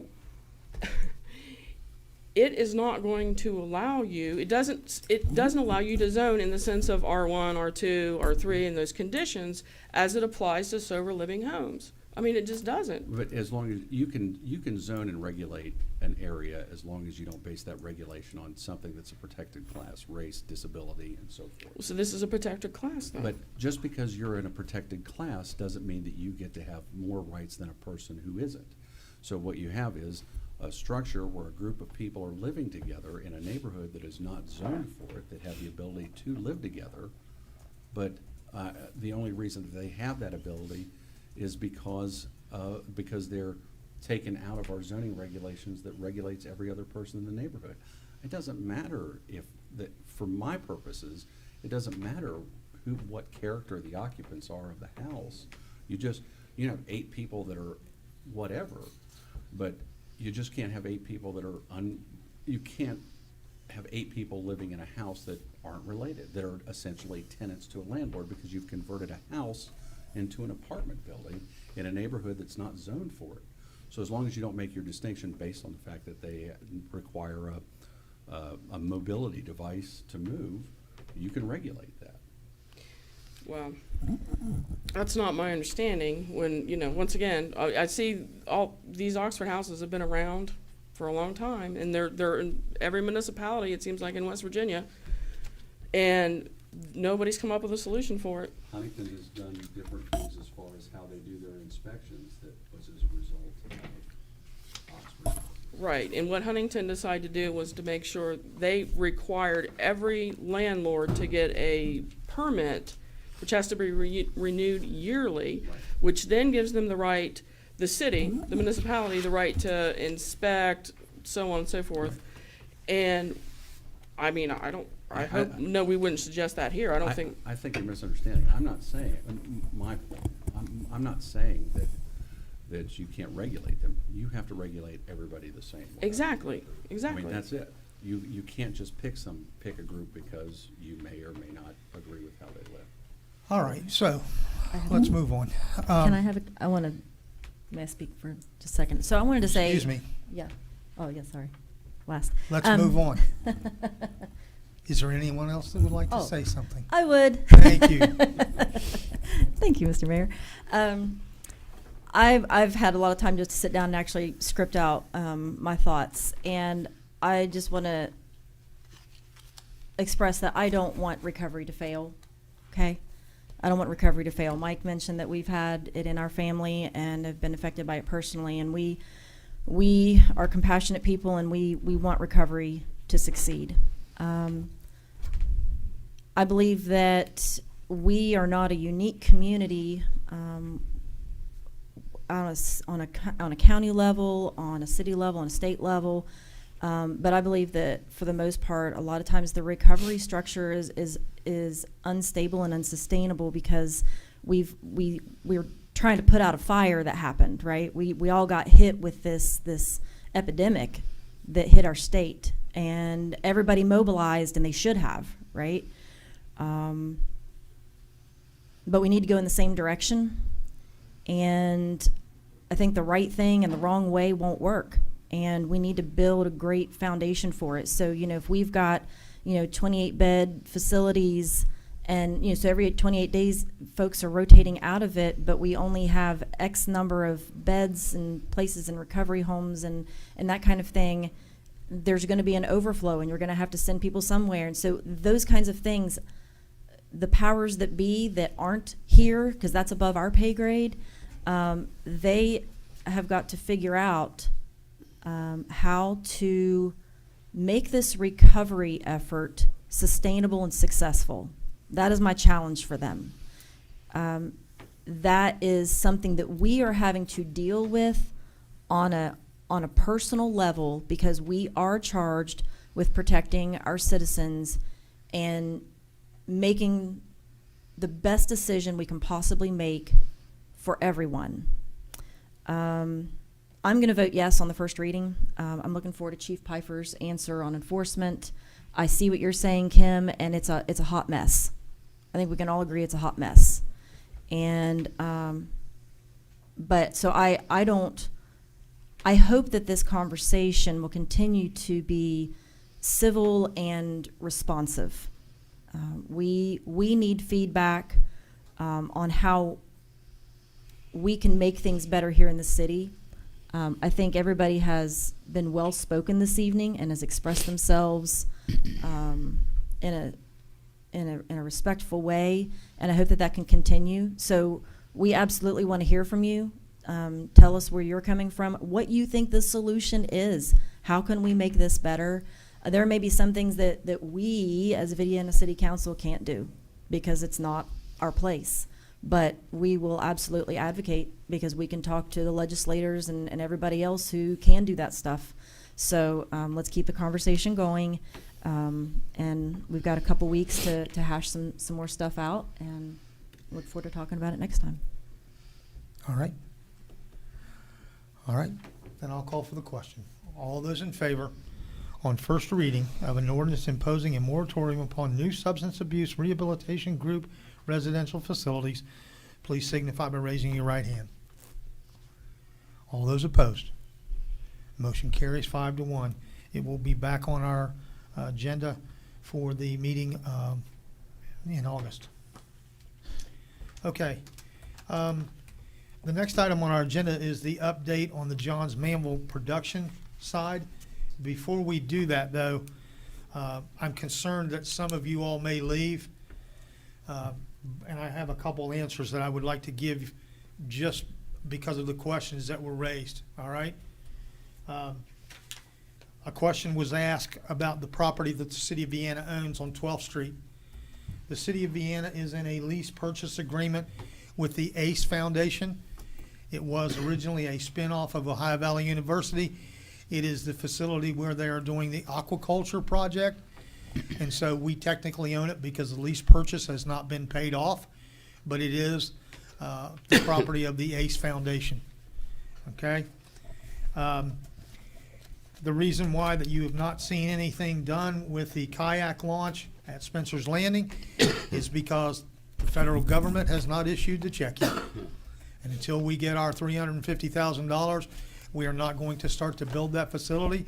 I received a letter 2 days ago reaffirming the fact that we did get the money and issued the standing of who at the state of West Virginia is going to be involved with us with the Department of Highways.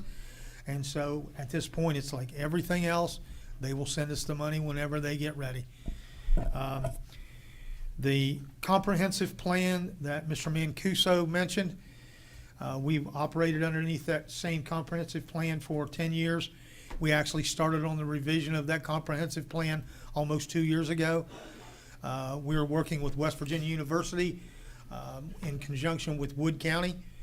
Wood County has more resources than we do for that kind of stuff. And so because of COVID, it got sidetracked. But I did send out a notice to all the council members that I received from the professor in Morgantown who's in charge of this project, that it is back on track. And the Planning Commission was given the comprehensive plan that we have operated under for the last 10 years, and they are reviewing that, and we have not gotten a report back from the Planning Commission as far as what updates or plans that the Planning Commission would like.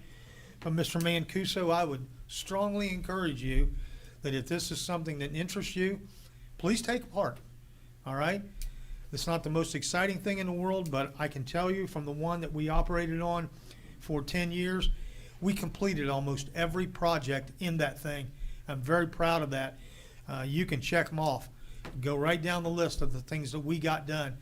And so when you talk about designing a roadmap, there are plans in place that for whatever reason, because the government's slow or because things don't move very fast, it takes a long time to get done. But the 10-year plan is the priority, all right? And so we are working actively and would really encourage you to be part of it. The last thing that I wanted to say was about the crosswalk at 46th Street. That is a state highway. They control the traffic. They control how fast it moves. And it's the same with 32nd Street.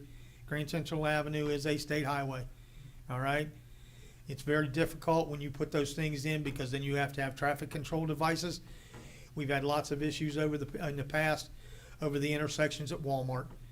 You know, the people that live in the high-rise back there don't have enough time to get across, but you can't slow traffic down. I mean, it's a very difficult situation that they address every couple years because we approach them about it. So I'm sorry about your concerns.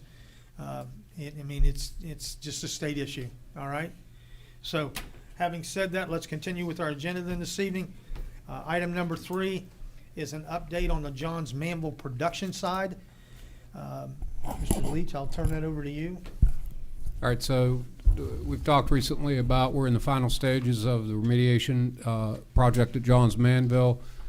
Craig and his crew went out in the last few weeks and executed the remedial action plan on the side where we talked about the PCBs. That cap is done. During the time they were doing that, both representative from the West Virginia DEP and our licensed remediation specialists were on site, and the and just comment and complimented the fact that really not only did we do the cap that was required, but it was done in a way that enhanced the way the property lies, and it was over and above what was required. But it worked best for, Craig looked at it and said, this is the way this needs to look, and it just happened to exceed, what they, so where we are right now, and I talked to Tom Rebar today, just to be able to provide this update. So our remedial action work plan has been submitted, already has been executed. We have to have one more final meeting to give anybody an opportunity that wants to talk about what's been done in this remedial action work. Once that public meeting is held, now that I think we were just waiting on dates from Derek to set that time. We got to give 14 days notice in the newspaper before we can conduct it, but that's really, as soon as we can get it scheduled, we need to do that, and then it's down to the final report. So, the work by the City of Vienna and their crews, thanks a lot. They did a great job for that, and they deserve a lot of credit for that. And so we're down to paperwork. And as far as the budget items, we are still within the original budget that we set in clear back in 2016. I think we have everything in except for the DEP is a little bit slow because we compensate them for that time. Derek told me we'd have their final bill by the 10th. I don't know if I haven't seen it yet. So that's the update, and I can take any questions anyone has. It's good news. All right, thank you, Mr. Leach. The next item on our agenda this evening is a discussion to have a public meeting for developing Spencer's Landing. That has always been the plan, to have a public meeting. We will have it back at the community building where there's plenty of room for people to come. Because we are so close to having the paperwork finished on the industrial side, there's not been a real rush to get it done, because within the next 2 to 3 weeks we will be done with the state as far as the remediation goes. The other thing is, until we get the money for the kayak launch, it's kind of pointless to start discussing what you want to put where, because if that falls through and we don't do the kayak launch, then we'll have to redo the plans again. And so we're waiting, hopefully, for the continuation of the paperwork from the DEP to get a certificate of completion, and then the entire 35 acres will be free. It's kind of interesting. One of the things that was brought up was the land use covenants. There are some land use covenants on both tracts of that property, but some of the tracts are available for anything that you can do. Other ones are meant for recreational facilities. And so we just have to be careful of how we place things. But my feeling on the thing is the same as it always has been. It's whatever the community wants. The only thing that I would like to see is a walking trail. And that's one of the things that I think that the community would benefit greatly from. And so as soon as we get the paperwork completed on the production side, we'll schedule the meeting at the community building for developing Spencer's Landing. And then we'll take it from there based on how much funding that we have and what the community wants. Can I ask you a question about, so you mentioned about the kayak launch, that if it falls through, I was thinking whenever you addressed Mr. Archer, you said that the check is in the mail, like we're waiting on the check from the. No, you didn't hear me say in the mail. Well, not in the mail. No. It doesn't come in the mail anymore, I guess, wherever it's at. No. No, but we're waiting for the money from the federal government. But what is the condition? Oh, I guess when I heard your response earlier, I heard that it's going to happen. We're just waiting on the money to get here. That is true. Okay. Absolutely. So then there's no hang-ups, there's no hiccups. And it could be, there was a pot of money in the FLAP grant that other people, if there's money that's not used, then we can reapply and get more additional funds if we need them. But there is absolutely no control over when the federal government authorizes the release of the funds. Okay. None. So then we can't really, so we're not saying that the kayak launch could fail, Oh, no, right? we can build it on our own if you want to spend the money. Well, so we're saying we're going to wait for the federal government money, more than likely. Is that what you were saying? You're saying that, I'm trying to figure out if we're implying that it has a potential to fail, because I felt like the federal money was coming in. I don't know, maybe I might have been the only one confused about that. You know what? There are no timelines on the federal government. It would come when it comes to issuing money. If they don't issue it this year, they could issue it next year. Okay. All I'm telling you is, until we get the money from them, that we've not authorized any expenditures of money to start the pillars or anything else. Okay? And it's one of those things where you can't reimburse yourself for work that's already done. All right? So we're waiting on those funds to be released. That's it. I have every expectation we'll get it. Like I say, I just got a big packet from them 2 days ago. Everything's still on track. Okay. All All right, good. I have a question about all this. So when we talked about Spencer's Landing before and we got the certificate of completion, we were told at that time we're pretty much ready to have that discussion. And now, from my understanding, we are going to wait till we get the certificate of completion on the production side? Kim, if you want to have that discussion, we'll do it whenever you want, because it doesn't make any difference. I just don't like talking about plans that may or not happen, because we don't know. I mean, obviously, the kayak launch is a big portion of this because it involves a parking lot and lights and, the launch itself. All right? Right. But if you think it's that not we what need a I preliminary think. meeting, we can do that. I take questions all the time about this. This is what the community thinks. It's not what Kim Williams thinks. So I would like to see us go ahead and move forward on that. I mean, Mr. Archer was here this evening and he's still here now. I mean, he's somebody who's been a big proponent of let's get talking about it. I don't think it hurts us to start talking about it. Can the federal money that we're waiting on for the kayak launch, is that restricted to the kayak launch? Yes. Okay, so there isn't anything else with Spencer's Landing. We can't use that money for anything else? Like, is there any other project or any other? The project was a federal lands accessibility program. Okay. Which means that you have to have the ability to go from Spencer's Landing and access one of the islands that's out in the Ohio River. Okay. Okay, so that's the reason for that. It was specifically designated to promote river activities between land and the islands. So that money is restricted to that alone. Okay. Okay. All right? Got it. And I'm okay. You want to have an early meeting? We'll have an early meeting. We've sent flyers out. We've done all sorts of things to gather information to get starting points. Well, I think that would be wise to go ahead and look at the calendar and see when we could go ahead and get that meeting noticed. Okay, I'll check and see when the community building's available. Thank you. All right?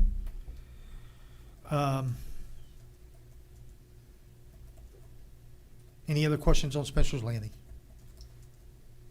All right, then we move forward. The last item this evening on our agenda is the discussion on the American Rescue Plan funds. I'll start out. I just like to, I don't know the formality that's been frozen since I've made a motion to, I'd like to give all this money to Vienna Utility Board. I mean, just, so I need to make a motion or need to have it on the agenda next week. Well, first off, it can't be done tonight. Right. Because we're discussing it. If you Just want it as an discussing. agenda item, we'll have it on in 2 weeks. Okay, that's what I'll ask then. Okay. Put it on for the. So tonight is simply discussion to point direction, and you're more than welcome to make that motion, Mike, and, at the Okay. next meeting, and Okay, so it can I be can do it taken up. next meeting, all right. Yes, sir. And we All can do right. it as a resolution. Yeah. Okay. Not a motion, a resolution. Okay. It's only one reading. Thank you. Okay? I guess my comment on this is I think everybody's pretty much made their priorities clear, and so just like Mike's doing, I think that anybody that has a different priority should submit it timely. And, Please. And get it, if we're ready to vote on it, then anybody that has a resolution, let's just work Russ to death. And, Yes, please. Let's get it up for consideration. Good. Sounds good. I think there's some other needs that we need to look at within the city. I mean, obviously, the utility board is probably going to be and should be the primary recipient of this money, but I think there's some other needs that goes along the lines of public safety and kind of follows the infrastructure name that we need to look at, as opposed to just dumping it all to the utility. And dumping is not a good word. I apologize for that, but but to allocate, let me say, to the utility board. I just think the most pressing need from what Craig's done all his stuff, I respect his decision, and Kim is on the utility board. We've been talking about these issues. The number one thing we have here when we come to council is complaining about flooding and issues like that. So we can nickel and dime that. The 1.6 million, I think is what it is not going to go far.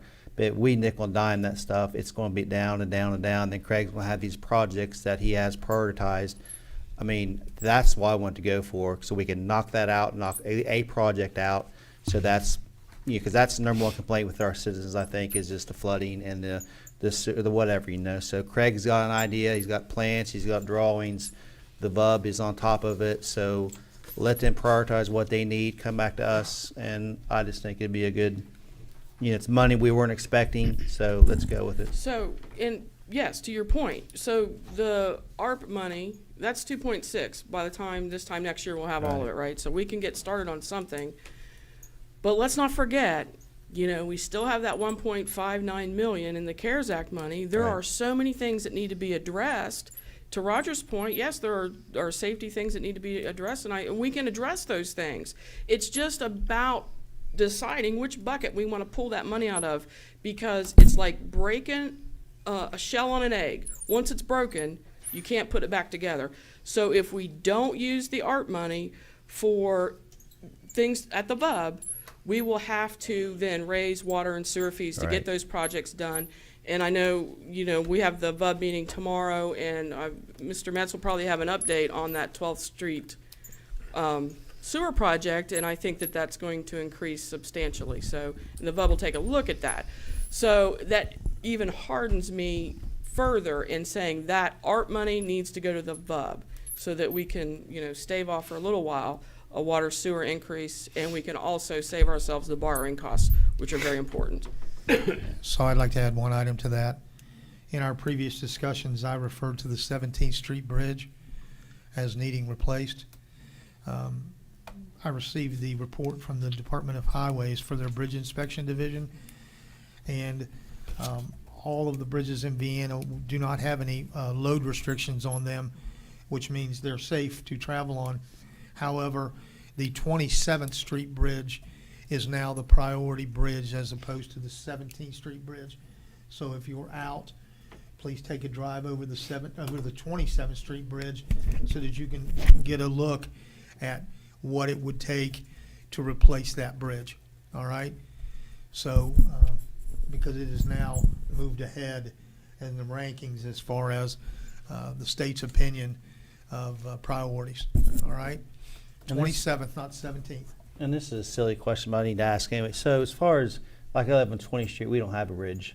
I mean, do we have to replace that bridge? I mean, is it something where, seriously? You don't. I mean, I like having a dead-end street. But I'll bet you the people on 27th Street like to have that bridge replaced. They won't vote for me next time. Hopefully. I'm just saying, I go for a street to get across the bridge. I mean, it's no big deal. I mean, well, wait a minute. You know what? I think we should put a bridge in on 14th Street. Isn't that your street? No, 20th. 20th. Should we put a bridge on 20th Street? As your attorney, I caution you. But no, we don't, Mike, to answer your question. That's always an option. But anyway, we need to look at that. So in your travels, please look at that. All right. That's the end of the agenda for this evening. Council comments. I just want to make a comment with a little bit of a discussion about the 46th Street and the light button up there. Most of you, in fact, I would probably say all of you probably ain't going to remember this, but when the State Department of Highways wanted to put the traffic light at 46th and Grand Central, the plan at the time was to put that light in there with a turning lane, but no turning light, no turning arrow or no turning light. And I argued that, but it was quite a process to get the Department of Highways to finally agree that, you know, it probably was wise, if there's going to be a turning lane, you might as well put a turning area or a turning light, which makes sense. It never has made any sense to me to have one or the other without both of them. And you know, that was a big concern to some people and we had plenty of discussion on council, and it kind of backfired on me a little bit, because once it was decided that all that project was going to go, it caused one more tree to be removed from the median on Grand Central, which packed council chambers. Yeah, so but anyway, my point is this, and you know, the young lady had a very, very good point, but you know, to get the Department of Highways to do something from, you know, those past experiences is very difficult. I just had one quick thing on Spencer's Landing.